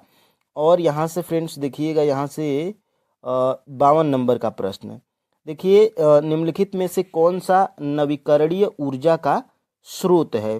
तो नवीकरणीय ऊर्जा का स्रोत इनमें से जो कि कोई भी नहीं है, क्योंकि यहाँ पे कोयला, ईंधन और पेट्रोलियम, ये तीनों क्या हैं, अनवीकरणीय ऊर्जा के संसाधन हैं। तो यहाँ पे राइट आंसर क्या हो जाएगा, उपर्युक्त में से कोई नहीं। यहाँ पे देखिएगा ये कहाँ से प्रश्न पूछा गया है, तो ये फ्रेंड्स आपको जो है कि 2 जगहों से पूछा गया है। सबसे पहले देखिएगा ये है आपकी क्लास 7th की NCERT जियोग्राफी की चैप्टर नंबर 1 है जीवन स्थल यहाँ पे कौन सा चैप्टर है, तो ये है संसाधन चैप्टर है, ठीक है। यहाँ पे देखिएगा नवीकरणीय संसाधन और अनवीकरणीय संसाधन। तो यहाँ पे देखिए नवीकरणीय में क्या क्या आएगा, तो देखिए जल, मृदा और वन का लापरवाही से किया गया उपयोग, यहाँ पे देखिए ये है। और देखिए अनवीकरणीय में यहाँ पे क्या क्या दिया गया है, थोड़ा सा अगर आप नीचे जाएंगे, देखिए मैं हाईलाइट भी यहाँ पे कर रखा हूँ। देखिए अनवीकरणीय कहलाते हैं, देखिए कोयला भी है, पेट्रोलियम भी है तथा प्राकृतिक गैस, इसके कुछ उदाहरण हैं। तो अनवीकरणीय में जो है कि जो ऑप्शन में दिया गया था वो सभी अनवीकरणीय थे, और पूछा गया था कि इनमें से कौन सा नवीकरणीय है। इसीलिए फ्रेंड्स आपका जो है कि राइट आंसर क्या हो गया था, ऑप्शन नंबर ई हो गया था, ठीक है। तो यहाँ से देखिएगा ये प्रश्न आपका जो है कि TRE 3.0 री एग्जाम PRT में पूछा गया प्रश्न है। देखिए ग्रीनविच मध्य समय GMT से भारतीय मानक समय IST कितना आगे है, तो 5.5 घंटा जो है कि आगे है। ये आपको जो है कि NCERT में भी मिल जाएगा, ये आपको लुसेंट में भी मिल जाएगा, ये आपको महकमा बड़वाल के सार संग्रह वाले में भी मिल जाएगा। तो बेसिक प्रश्न है, लेकिन अगर आप NCERT को फॉलो करते हैं तो ये आपको जो है कि NCERT में भी मिल जाएगा। क्लास 6 के NCERT में जो है कि पेज नंबर 14 पे जब आप जाएंगे, देखिए भारतीय मानक समय ग्रीनविच स्टैंडर्ड टाइम से 5.5 घंटा आगे है। तो यहीं से ये जो है कि प्रश्न आपका पूछा गया था। और यहाँ से देखिएगा आगे, राष्ट्रीय उद्यान में सुरक्षा दी जाती है। तो राष्ट्रीय उद्यान में जो है कि किनको सुरक्षा दी जाती है, तो जंतु जात को भी दी जाती है, पादप जात को भी दी जाती है, लेकिन यहाँ पे दोनों ऑप्शन में केवल दिया है, तो केवल पादप जात को नहीं दी जाती है और केवल जंतु जात को नहीं दी जाती है, ये बल्कि संपूर्ण पारिस्थितिकी तंत्र को दी जाती है राष्ट्रीय उद्यान में सुरक्षा। यहाँ पर देखिएगा क्लास 8 के NCERT के पेज नंबर जब आप 18 और 19 पर जाएंगे, तो देखिएगा यहाँ से राष्ट्रीय उद्यान यहाँ पे वर्तमान और भविष्य की पीढ़ी के लिए एक या एक से अधिक परितंत्रों की पारिस्थितिक एकता की रक्षा के लिए नामित किया जाता है। तो ये भी प्रश्न आपका जो है कि NCERT से ही पूछ लिया गया था। और यहाँ से देखिए वो आपका जो है कि कौन सा था, तो ये था आपका जो है कि यहाँ से क्लास 8 की।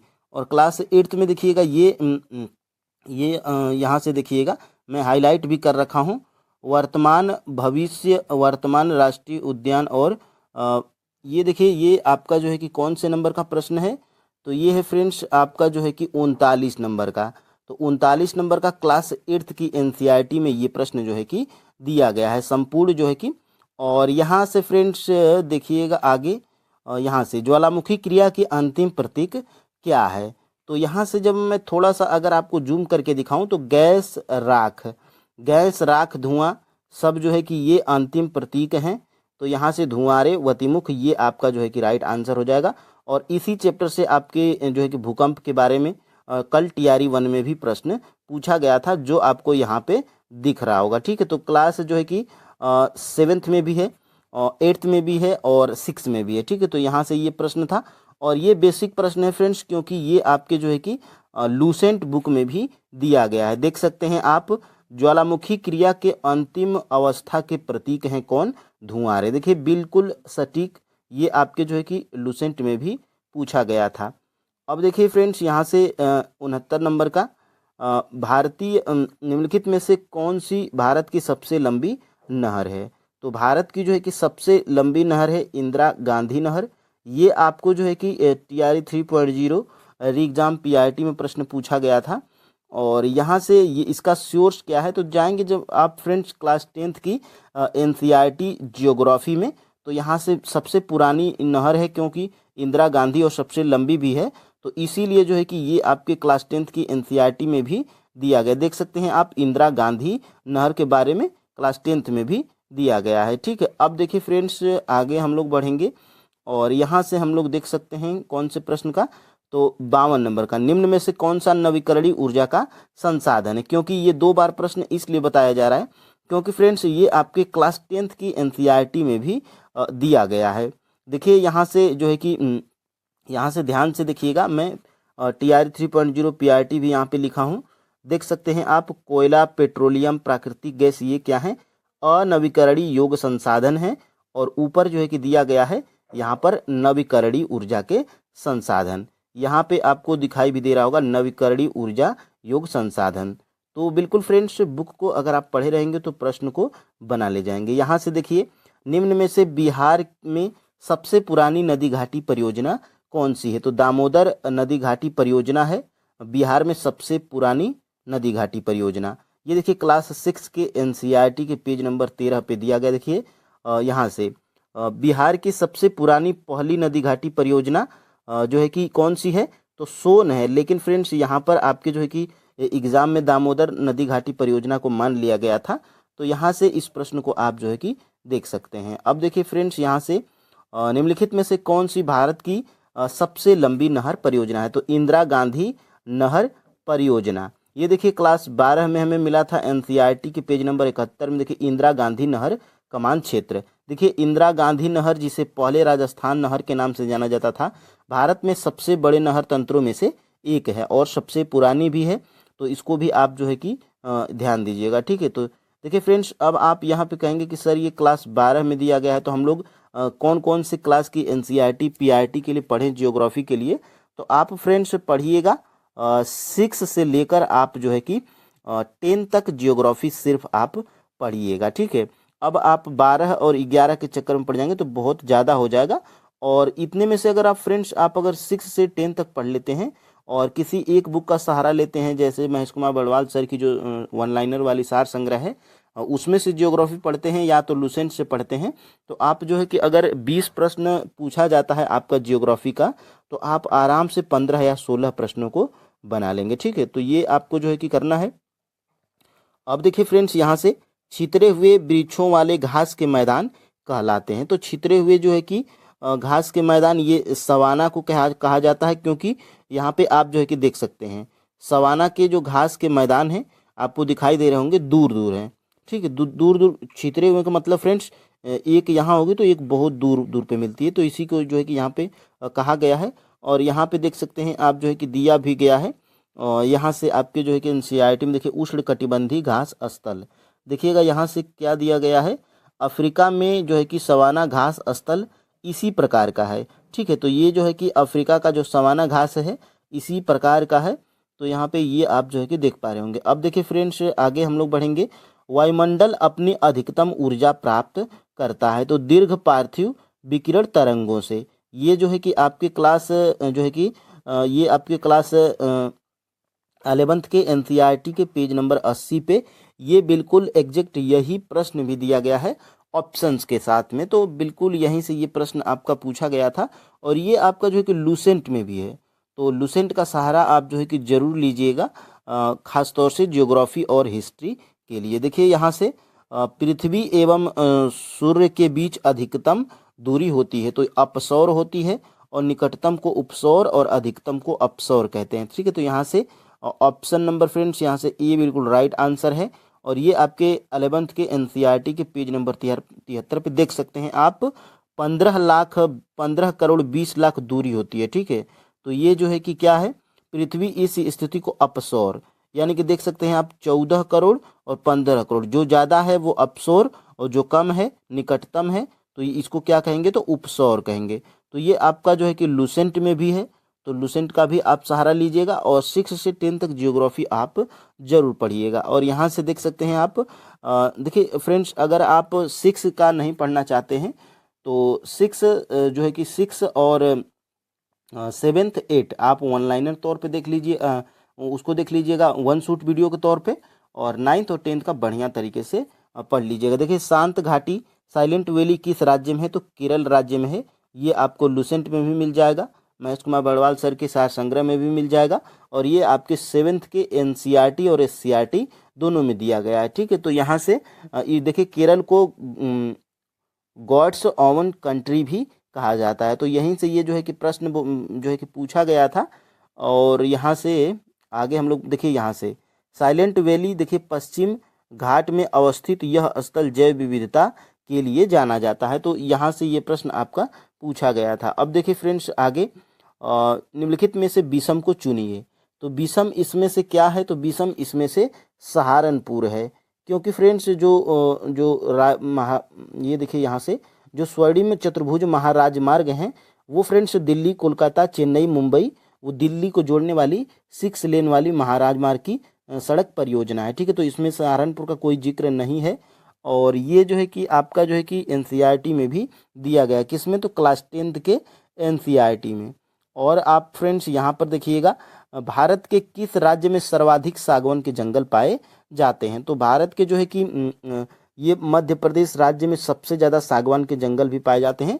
और वैसे तो सबसे ज़्यादा जंगल आपके सबसे ज़्यादा वन क्षेत्र जो है कि आपका मध्य प्रदेश में ही है, लेकिन सागौन की बात आएगी तो वो भी आपका आंध्र प्रदेश ही, मध्य प्रदेश ही है। ठीक है, और यहाँ से फ्रेंड्स आप जो है कि देख पा रहे होंगे, यहाँ पे आपको जो है कि सागौन भी यहाँ पे दिया गया है, देख सकते हैं आप सागौन। ठीक है, अब देखिए फ्रेंड्स आगे हम लोग बढ़ेंगे और देखिए क्लास 9th के एनसीईआरटी में भी ये चीज़ें दी गई हैं। ठीक है, तो सागौन इन वनों के सबसे प्रमुख प्रजाति है। तो यहाँ से ये आप जो है कि देख पा रहे होंगे। ठीक है, अब देखिए फ्रेंड्स आगे हम लोग बढ़ेंगे। देखिए ये आपका जो है कि एग्जैक्ट आपका किसी भी जो है कि एनसीईआरटी में नहीं मिला, एससीईआरटी में भी नहीं मिला। तो देखिए निम्न राष्ट्रीय उद्यानों में से कौन सा एक सही सुमेल नहीं है। तो ये जो है कि भगवान महावीर, ये बिहार, यही जो है कि बिल्कुल सही नहीं है, बिल्कुल गलत है, क्योंकि भगवान महावीर जो है ये आपका जो है कि राष्ट्रीय उद्यान कहाँ पर है, बिहार में नहीं है, ये आपका गोवा में है। ठीक है, अब देखिए फ्रेंड्स आगे हम लोग बढ़ेंगे और ये देखिए आपका जो है कि पर्वतीय क्षेत्रों में पक्षियों के अधिकाधिक प्रजातियां किस जंगल में निवास करती हैं। तो ये प्रश्न जो है कि मैं आपको 2 बार इसलिए बताया हूँ क्योंकि ये आपके क्लास जो है कि 9th के एनसीईआरटी में भी दिया गया है। देखिए पर्वतीय वन, पर्वतीय वनों में देखिए क्या दिया गया है, पर्वतीय वनों में देखिए यहाँ से पर्वतीय वनों में जब थोड़ा सा अगर आप ऊपर जाएंगे तो देखिए चीड़ और पाइन दोनों एक ही जगह दिया गया है। और मैं यहाँ पे TR 3.0 री एग्जाम PRT PYQs भी यहाँ पे लिखा हूँ। ठीक है, अब देखिए फ्रेंड्स आगे हम लोग बढ़ेंगे और देखिएगा यहाँ से आगे हम लोग जाएंगे यहाँ से ऊपर। तो ये प्रश्न जो है कि कल मैं आपको TRE 1 में बताया था और ये प्रश्न उसमें मैं कल वाली वीडियो में ये कहा था कि ये मुझे एनसीईआरटी में नहीं मिला है। ठीक है, क्योंकि फ्रेंड्स ये जो है कि आपका भूकंप के संबंध में निम्नलिखित में से कौन सा कथन सत्य है। तो ये जो है कि मैं आपको कल बताया भी था, ये ए और सी ये दोनों राइट आंसर हैं, इसलिए फ्रेंड्स आपका उपयुक्त में से एक से अधिक जो है कि राइट आंसर हो जाएगा। ये प्रश्न जो है कि मुझे कहाँ से ये प्रश्न फ्रेंड्स, ये मल्च वाला, हाँ मल्चिंग वाला, मृदा से संबंधित जो था ये प्रश्न था। और यहाँ पे देखिए, पौधों के बीच अनावरित भूमि जैव पदार्थ जैसे घास फूस से ढक दी जाती है, इसे मृदा की आर्द्रता रुकी रहती है। तो यहाँ से ये आपका जो है कि कल वाला प्रश्न था, जो मुझे कहाँ से मिला, तो क्लास 8th की एनसीईआरटी के चैप्टर नंबर 2 में मिला था। तो अब फ्रेंड्स आप जो है कि यहाँ से टीआरई 1 के प्रश्नों को कर लिए, टीआरई 3 के प्रश्नों को कर लिए, रह गया था क्योंकि फ्रेंड्स टीआरई 2 में कुछ ऐसे प्रश्न पूछ लिए गए हैं जो कि बिहार स्पेशल के हैं, तो वो आपको एनसीईआरटी में नहीं मिलेंगे। वो आपको फ्रेंड्स देखिए महेश कुमार बड़वाल सर के ऑनलाइनर में भी मिल जाएगा, और फ्रेंड्स वो आपको लूसेंट में भी मिल जाएगा, और बिहार के एससीईआरटी बुक में मिलेगा। तो फ्रेंड्स हम लोग देखेंगे उन्हीं प्रश्नों को। और ये प्रश्न अगर फ्रेंड्स इनका अभ्यास अगर आप किए रहेंगे तो ये देखिए प्रीवियस ईयर से भी प्रश्न आपके जो है कि एग्ज़ाम में बार बार 1 या 2 प्रश्न पूछ लिए जाते हैं। तो ये जो है कि आपके लिए महत्वपूर्ण है। और यहाँ पर देखिएगा ये टीआरई 2 के पीआईटी के जियोग्राफी के प्रश्न हैं।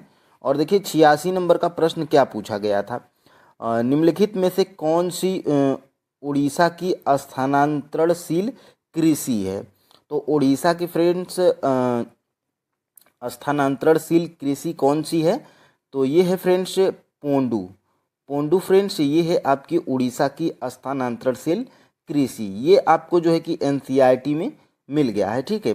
तो यहाँ पर फ्रेंड्स ऑप्शन नंबर यहाँ से ए बिल्कुल राइट आंसर है। और ये देखिए यहाँ से एनसीईआरटी में दिया गया है क्लास 10th की एनसीईआरटी में, देखिए यहाँ से पोंडू, और ये देखिए उड़ीसा में, और उड़ीसा में देखिए पामा डाबी और कोमान और बरीगा, ये भी जो है कि स्थानांतरणशील कृषियाँ हैं, ठीक है। और ये आंध्र प्रदेश में भी पोंडू है, तो आप अपने ऑप्शन के हिसाब से देख लीजिएगा, ठीक है। अब देखिए फ्रेंड्स यहाँ से ये है आपकी जो है कि क्लास, वो देखिए ये जो हमने ऊपर दिखाया था ये आपकी क्लास 10th की एनसीईआरटी है, उसमें से है, ठीक है। और यहाँ पे ये देखिए ये आपकी क्लास 8th की एनसीईआरटी ज्योग्राफी की, देखिए इसमें भी चैप्टर नंबर 3 कौन सा है, कृषि। तो ये चैप्टर फ्रेंड्स आपके एग्ज़ाम की दृष्टि से बहुत ही महत्वपूर्ण है, क्योंकि फ्रेंड्स कृषि से 1 या 2 प्रश्न टीआरई 1 हो, टीआरई 2 हो, टीआरई 3 हो,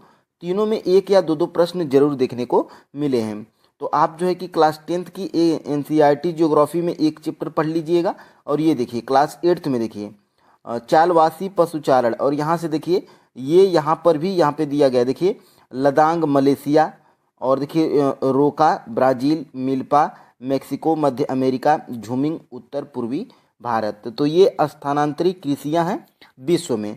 तो ये भी आपके जो है कि क्लास 8वीं के एनसीईआरटी के चैप्टर नंबर 3 जिसका नाम है कृषि, यहाँ पर आपको जो है कि कृषि भी दिखाई दे रहा होगा, ठीक है। अब देखिए फ्रेंड्स यहाँ से ये है आपकी क्लास 10th की एनसीईआरटी जियोग्राफी की, और इसमें तो वैसे सभी चैप्टर महत्वपूर्ण हैं, लेकिन हम लोग देखिए कृषि एक ऐसा चैप्टर है जिससे फ्रेंड्स 1 या 2 प्रश्न जरूर आपके एग्जाम में आ रहे हैं। तो इन देखिए चैप्टर को आप पढ़ना न भूलिएगा। और मैं तो जो है कि क्लास 10th की एनसीईआरटी का जो है कि ये सभी चैप्टर भी कंप्लीट करवा दिया हूँ, तो वो वीडियो भी आप जो है कि ज़रूर देख लीजिएगा।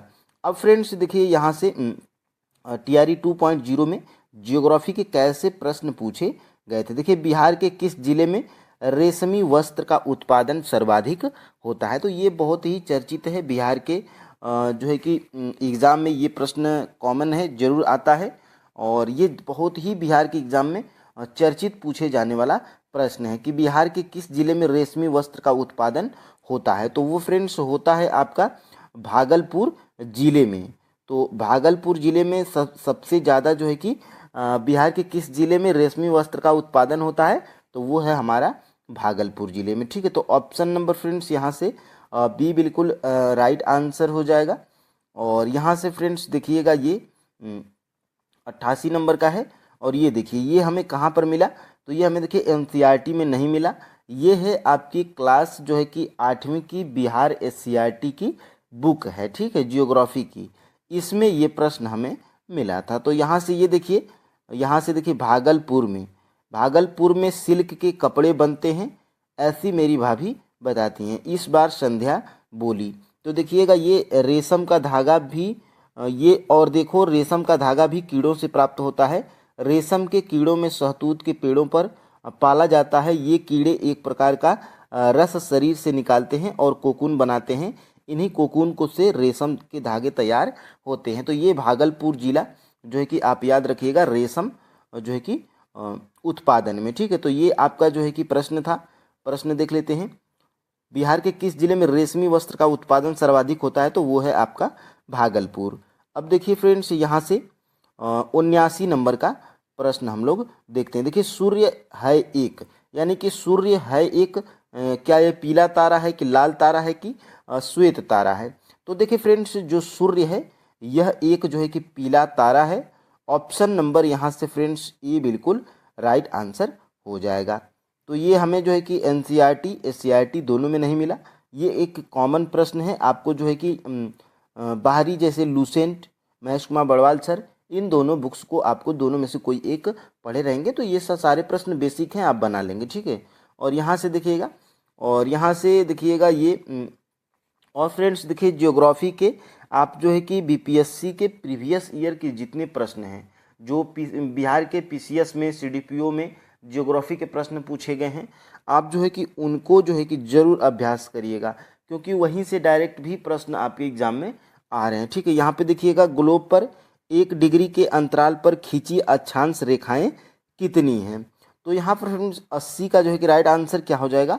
ऑप्शन नंबर ए हो जाएगा, ठीक है। तो यहाँ से 179 ग्लोब पर 1 डिग्री के अंतराल पर खींची अक्षांश रेखाएं कितनी हैं? तो 179। ऑप्शन नंबर फ्रेंड्स यहाँ से ए बिल्कुल राइट आंसर है। और यहाँ पर ये देखिए आगे कोसी मैदान की समुद्र तल से औसतम ऊंचाई कितनी है? तो ये सारे प्रश्न फ्रेंड्स देखिए बिहार स्पेशल का जब आप कोई क्लास लेंगे वो हम ही कराएंगे, बिहार स्पेशल, जो कि आपके एग्जाम की दृष्टि से बहुत ही महत्वपूर्ण होगा। और देखिए जो महेश कुमार बड़वाल सर की जो एक आती है ज्योग्राफी की स्पेशल, वो ज्योग्राफी की ही आती है, बहुत ही मोटी बुक है। मैं उसमें से जो है कि बिहार स्पेशल के ज्योग्राफी के जितने फैक्ट हैं मैं आपको करवा दूंगा एक वीडियो में, वहाँ से आप जो है कि टेंशन मुक्त हो जाइए। यहाँ से देखिए कोसी मैदान की समुद्र तल से औसतम ऊंचाई कितनी है? तो यहाँ पर फ्रेंड्स औसतम ऊंचाई है 30 मीटर, ठीक है। तो 30 मीटर यहाँ पे ऑप्शन नंबर कौन सा सही है? ऑप्शन नंबर सी बिल्कुल राइट आंसर है। और फ्रेंड्स अब हम लोग आगे बढ़ते हैं और यहाँ से देखिए जीवाश्मों के आधार पर मानव का उत्पत्ति केंद्र है। तो ये भी बहुत ही चर्चित प्रश्न है। अफ्रीका की जो रिफ्ट घाटी है फ्रेंड्स, ये जीवाश्मों के आधार पर मानव का उत्पत्ति केंद्र माना जाता है। यहाँ पर फ्रेंड्स ऑप्शन नंबर ए बिल्कुल राइट आंसर हो जाएगा। तो ये सारे प्रश्न भी आपको जो है कि पता होना चाहिए। और ख़ास तौर से फ्रेंड्स आप जिस एग्ज़ाम की जो है कि तैयारी करते हैं तो उसके पीवाईक्यूज के प्रश्नों को देखना बहुत ही ज़रूरी है, ठीक है। तो यहाँ से देखिएगा आगे हम लोग बढ़ेंगे और यहाँ से देखिए दो समुदायों के मध्य सांस्कृतिक संपर्क कहलाता है, यानी कि दो समुदायों के मध्य और जो सांस्कृतिक संपर्क होता है वो क्या कहलाता है?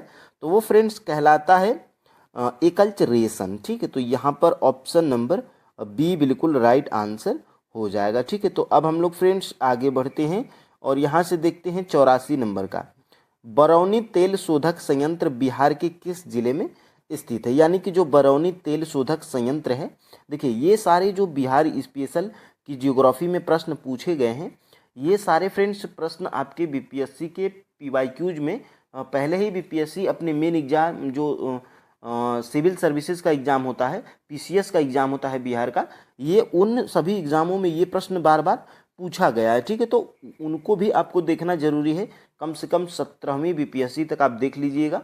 और यहाँ से फ्रेंड्स आप जो है कि देखिए सीडीपीओ के भी प्रश्नों को देख लीजिएगा। वैसे तो मैं 1 to 5, 6 to 8, 9 to 10, 11, 12 और TGT, PGT, TRE 1, TRE 2, TRE 3 के सभी जो है कि सब्जेक्ट के पीवाईक्यूज को करवाने वाला हूँ। आप जो है कि इंतजार करिए 1 या 2 दिन। और यहाँ से देखिए बरौनी तेल शोधक संयंत्र बिहार के किस जिले में स्थित है? तो ये फ्रेंड्स आपके जो है कि बेगूसराय जिले में स्थित है। क्या? तो बरौनी तेल शोधक संयंत्र बिहार के जो है कि बेगूसराय जिले में स्थित है। तो ऑप्शन नंबर फ्रेंड्स यहाँ से बी बिल्कुल राइट आंसर हो जाएगा। अब फ्रेंड्स यहाँ से हम लोग आगे बढ़ते हैं और टेहरी बांध परियोजना संबंधित है, यानी कि ये जो टेहरी बांध परियोजना है ये जो है कि किससे संबंधित है, तो ये फ्रेंड्स संभववादी विचारधारा से संबंधित है। कौन? तो टिहरी बांध जो है कि परियोजना। तो ऑप्शन नंबर फ्रेंड्स यहाँ से बी बिल्कुल राइट आंसर हो जाएगा। तो ये आपको पता होना चाहिए। और देखिए फ्रेंड्स यहाँ से बलूचिस्तान में चलवासी का तंबू कहलाता है, यानी कि जो बलूचिस्तान है उसमें जो चलवासी होते हैं उनका तंबू को किस नाम से हम लोग कहलाता है। ठीक है, बलूचिस्तान में जो चलवासी का तंबू है वो क्या कहलाता है, तो वो फ्रेंड्स कहलाता है किजसी। ये जो है कि किजसी कहलाता है। ऑप्शन नंबर फ्रेंड्स यहाँ से ए बिल्कुल राइट आंसर हो जाएगा। ठीक है, अब देखिए फ्रेंड्स यहाँ से जनसंख्या घटने से मानव भूमि अनुपात में कैसा परिवर्तन देखने को मिलता है, तो ये आपके क्लास 10th की एनसीईआरटी में इसकी एक झलक आपको मिलेगी। और देखिए यहाँ से जो जनसंख्या घटने से मानव भूमि का अनुपात जो होता है वो घटता है कि बढ़ता है कि स्थिर रहता है, ये भी एक बेसिक प्रश्न है। ये सारी चीज़ें आपको पता होना चाहिए। ठीक है, तो देखिए 89 का जो है कि राइट आंसर क्या है, तो 89 का फ्रेंड्स राइट आंसर है बी, यानी कि जनसंख्या घटने से मानव भूमि अनुपात क्या होता है, बढ़ता है। ठीक है, तो ऑप्शन नंबर फ्रेंड्स यहाँ से बी बिल्कुल राइट आंसर हो जाएगा। ठीक है, और यहाँ से इससे पहले हम लोग कौन सा प्रश्न देखे थे, शायद 87 नंबर का ना, 87 देखे थे, हाँ 87 देखे थे, और 88 हम लोग पहले ही देख चुके हैं क्योंकि वो भागलपुर वाला रेशमी वस्त्र उद्योग वाला। और यहाँ से देखिए 89 नंबर का हम लोग देख लिए, जनसंख्या घटने से मानव भूमि का अनुपात क्या होता है, तो बढ़ जाता है। और यहाँ से फ्रेंड्स देखिए ये भी एक लास्ट प्रश्न क्या पूछा गया था, बिहार के किस जिले में मक्का का उत्पादन सर्वाधिक होता है। देखिए कितना जो है कि बीपीएससी चालाकी से प्रश्न को पूछा है, क्योंकि फ्रेंड्स ये देखिए इसका पहले तो राइट आंसर बीपीएससी माना क्या है, मुजफ्फरपुर। ठीक है, बिहार के मुजफ्फरपुर जो है कि जिले में मक्का का सर्वाधिक उत्पादन होता है। ठीक है, तो ऑप्शन नंबर यहाँ से सी बिल्कुल राइट आंसर है। और फ्रेंड्स देखिए अगर आप गूगल करके देखिएगा तो वाकई में जो है कि इस टाइम पे कौन सा है, तो कटिहार है पहले नंबर पे, फिर उसके बाद खगड़िया है और फिर उसके बाद क्या है, समस्तीपुर है। ठीक है, तो समस्तीपुर है। ठीक है, तो ये देखिए कटिहार, खगड़िया और समस्तीपुर, इन तीनों ऑप्शंस में किसी भी ऑप्शन में नहीं है, और इसमें राइट आंसर क्या माना है, मुजफ्फरपुर। तो फ्रेंड्स एक आंकड़ा हमने गूगल करके पाया था कि 2017 और 2016 में जो है कि जो 2016 और 17 में मुजफ्फरपुर में जो है कि मक्का का सर्वाधिक उत्पादन किया गया था। तो ये 2016 और 17 के आंकड़े के अनुसार किया गया था, और ये प्रश्न आपके जो है कि बीपीएससी में भी पूछा गया है। ठीक है, तो ये सारे प्रश्न आपको पता होना चाहिए। तो देखिए फ्रेंड्स इतने ही प्रश्न आपके टीआरई 2.0 पीआरटी में जो है कि ज्योग्राफी के सेक्शन में पूछ लिए गए थे, और ये सारे प्रश्न से आपको जो है कि रूबरू होना पड़ेगा। ठीक है, तो फ्रेंड्स देखिए आज के लिए इतना ही, कल मिलेंगे जो है कि अगले क्लास के साथ। जय हिंद। देखिए सबसे पहले कुछ प्रश्नों को हम लोग प्रूफ के साथ में देखेंगे। देखिए निम्न में से कौन सा नवीकरणीय ऊर्जा का स्रोत है। ठीक है, तो देखिए कोयला, नाभिकीय ईंधन और पेट्रोलियम, ये तीनों जो है कि अनवीकरणीय ऊर्जा के स्रोत हैं। किसके, तो अनवीकरणीय ऊर्जा के स्रोत हैं। ठीक है, और प्रश्न हमारा क्या पूछा गया है फ्रेंड्स कि निम्न में से कौन सा नवीकरणीय ऊर्जा का स्रोत है, तो एक भी नहीं है, उपर्युक्त में से कोई नहीं, आपका जरा जो कि राइट आंसर हो जाएगा ऑप्शन नंबर ई। ठीक है, और यहाँ पे इसको प्रूफ के साथ में हम लोग देखेंगे कि ये प्रश्न देखिए 52 का राइट आंसर क्या है, ऑप्शन नंबर ई है। और ये प्रश्न फ्रेंड्स कहाँ से पूछा गया है, तो क्लास 8th की एनसीईआरटी ज्योग्राफी में चैप्टर नंबर 1 है, उसका नाम क्या है, संसाधन। तो उसमें से जो है कि ये आपका जो है कि प्रश्न पूछा गया है। और देखिए नवीकरणीय और अनवीकरणीय, देखिए यहाँ पे नवीकरणीय ऊर्जा के स्रोत कौन कौन से हैं, तो सौर हो गया, पवन हो गया, और जल हो गया, मृदा हो गया, वन हो गया, और देखिए अनवीकरणीय ऊर्जा के स्रोत में क्या है, यहाँ पर देखिएगा अनवीकरणीय में देखिए कोयला है, पेट्रोलियम है, प्राकृतिक गैस है। तो फ्रेंड्स अगर आप पढ़े रहेंगे तो आप जो है कि इस प्रश्न को सही कर ले जाएंगे। ठीक है, तो आपको पढ़ना क्या है वो जो है कि वीडियो के लास्ट में हम लोग देखेंगे और प्रश्नों को हम लोग देख लेते हैं। देखिए ये टीआरई 1 में जो है कि अगर आप टीआरई 1 का एग्ज़ाम दिए होंगे या आप जो है कि प्रीवियस ईयर देखे होंगे तो ये 59 नंबर का प्रश्न कहाँ पर पूछा गया है, टीआरई 1.0 पीआईटी और लड़कों वाले शिफ्ट में। क्योंकि टीआरई 1 जो है कि 2 शिफ्ट में हुआ था, लड़कियों की शिफ्ट अलग थी और लड़कों की शिफ्ट अलग थी। ठीक है, देखिए निम्नलिखित में से कौन सा मल्चिंग शब्द की व्याख्या करता है। ठीक है, तो इसका राइट आंसर क्या है फ्रेंड्स, फाइनल आंसर की के साथ में ऑप्शन नंबर जो है कि ए बिल्कुल राइट आंसर है। फसलों के बीच खाली जमीन को पुआल जैसे जैविक पदार्थ की परत से ढकना। ठीक है, और ये जो है कि कहाँ से पूछा गया है, तो क्लास 8th की एनसीईआरटी ज्योग्राफी के चैप्टर नंबर जो है कि 2 से पूछा गया है। और देखिए यहाँ से यहाँ पर 59 का जो है कि राइट आंसर ए है। और यहाँ से देखिएगा, यहाँ से देखिए मृदा का निम्नीकरण एवं संरक्षण के उपाय, देखिए यहाँ से मल्चिंग शब्द यहाँ पे लिखा गया है। पौधों के बीच अनावरित भूमि जैव पदार्थ जैसे प्रवाल से ढक दी जाती है, इससे मृदा की आर्द्रता बनी रहती। तो बिल्कुल एग्जैक्ट यहीं से जो है कि प्रश्न आपका पूछा गया था। ठीक है, अब देखिए और फ्रेंड्स ये देखिए मैं क्लास 8th की एनसीईआरटी ज्योग्राफी पूरा चैप्टर वाइज जो है कि कंप्लीट करवा चुका हूँ एमसीक्यूज, और मैं इन प्रश्नों को जो है कि चैप्टर वाइज भी बताया हूँ प्रूफ के साथ में। ठीक है, तो देखिए इस जो है कि इसको एक वीडियो में करना ज़रूरी था ताकि ये वीडियो जिसके भी पास पहुँचे उसको पता लगे कि हमें जो है कि क्लास जो है कि 6 से लेकर 10 तक की एनसीईआरटी ज्योग्राफी को अगर हम लोग पढ़ लेंगे तो बिहार शिक्षक भर्ती 4.0 में हम लोग जो है कि चाहे हम पीआईटी के स्टूडेंट हैं, चाहे हम 6 to 8 के स्टूडेंट हैं, जो है कि आपके लिए पर्याप्त हो जाएगा ज्योग्राफी के लिए। ठीक है, तो ये देखिए यहाँ पर राष्ट्रीय उद्यान में सुरक्षा दी जाती है। देखिए ये टीआरई 3.0 री एग्ज़ाम जो हुआ था उसमें ये पीआईटी 1 to 5 में पूछा गया था। 39 नंबर का प्रश्न, राष्ट्रीय उद्यान में सुरक्षा दी जाती है। तो इसका फाइनल आंसर की के साथ में राइट आंसर क्या है, संपूर्ण पारिस्थितिकी तंत्र को। ठीक है, तो यहाँ पे option number B right answer है। और ये जो है कि कहाँ से पूछा गया है, तो ये पूछा गया है फ्रेंड्स आपके क्लास 8 की एनसीईआरटी ज्योग्राफी के चैप्टर नंबर 2 से। ठीक है, यहाँ पर देखिएगा 39 का option number B right answer है।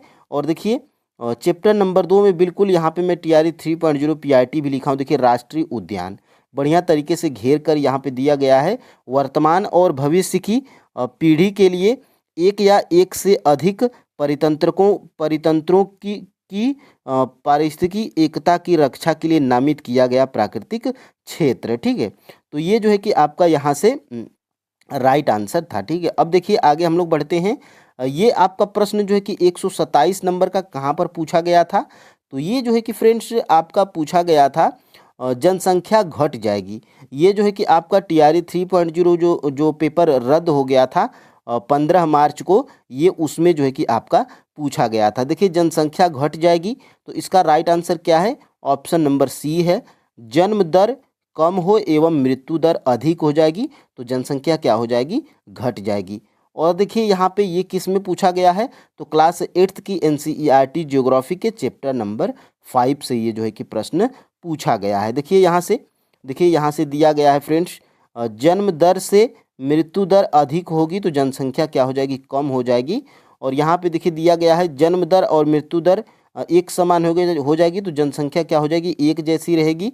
और देखिए मृत्यु दर से जन्म दर अधिक हो जाएगी तो जनसंख्या में क्या हो जाएगी, वृद्धि हो जाएगी। तो यहाँ से प्रश्न आपके एग्जाम में आया था। ठीक है, अब देखिए आगे हम लोग बढ़ते हैं और देखिए स्थानांतरणशील कृषि के स्थानीय नाम और संबंधित देश का सही युग्म क्या है, ये कहाँ पर पूछा गया है, तो टीआरई 1.0 और पीआईटी ये बॉयज़ वाले शिफ्ट में यानी कि लड़कों वाले शिफ्ट में ये प्रश्न पूछा गया था। देखिए चेना बांग्लादेश, देखिए प्रश्न क्या है, स्थानांतरणशील कृषि के स्थानीय नाम और संबंधित देश का सही युग्म क्या है, तो देखिए लद्दाख मलेशिया, यही इसका राइट आंसर है।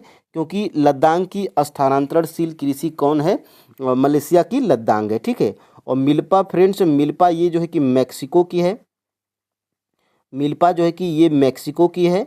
और ये जो है कि चेना कहाँ की है, तो चेना जो है कि आपकी फ्रेंड्स श्रीलंका की है।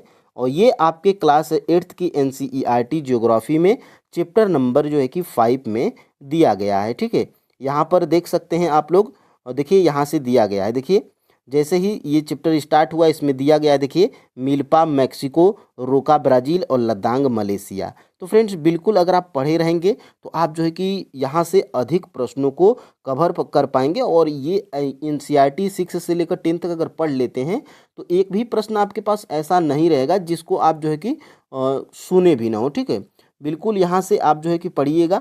और देखिए यहाँ से इतने ही फ्रेंड्स प्रश्न जो है कि आपके एग्जाम में आए हुए थे इस जो है कि क्लास 8th की NCERT जियोग्राफी से PRT में। ठीक है, तो देखिए फ्रेंड्स जियोग्राफी के लिए आपको करना क्या है, तो देखिए आप जो है कि आपकी इच्छा है कहीं से पढ़ सकते हैं, लेकिन हमारे चैनल पर भी फ्रेंड्स यहाँ पे देखिए क्लास 7th की NCERT geography chapter wise MCQs complete करवाया गया है। और इसमें जो है कि बुक से जो हम हाईलाइट किए हुए हैं वो भी इसमें दिखाया गया है, और चैप्टर वाइज भी बताया गया है कि कहाँ से कौन प्रश्न पूछा गया था। तो ये क्लास 7th की है, ये क्लास 8th की है, और ये देखिए फ्रेंड्स यहाँ पे क्लास 6 को हम जो है कि स्टार्ट किए हुए हैं, और चैप्टर नंबर 3 तक हम लोग कंप्लीट कर चुके हैं। ठीक है, चैप्टर नंबर 4 तक हम लोग कंप्लीट कर चुके हैं। चैप्टर नंबर 4 जो है कि आज ही इसमें आया हुआ है। ठीक है, तो देखिए क्लास 6 को हम लोग अभी कंप्लीट कर लेंगे 1 से 2 दिन में। ठीक है, और 7th कंप्लीट हो गया है, 8th कंप्लीट हो गया है, फिर उसके बाद 9th में हम लोग एक चैप्टर कर लिए हैं।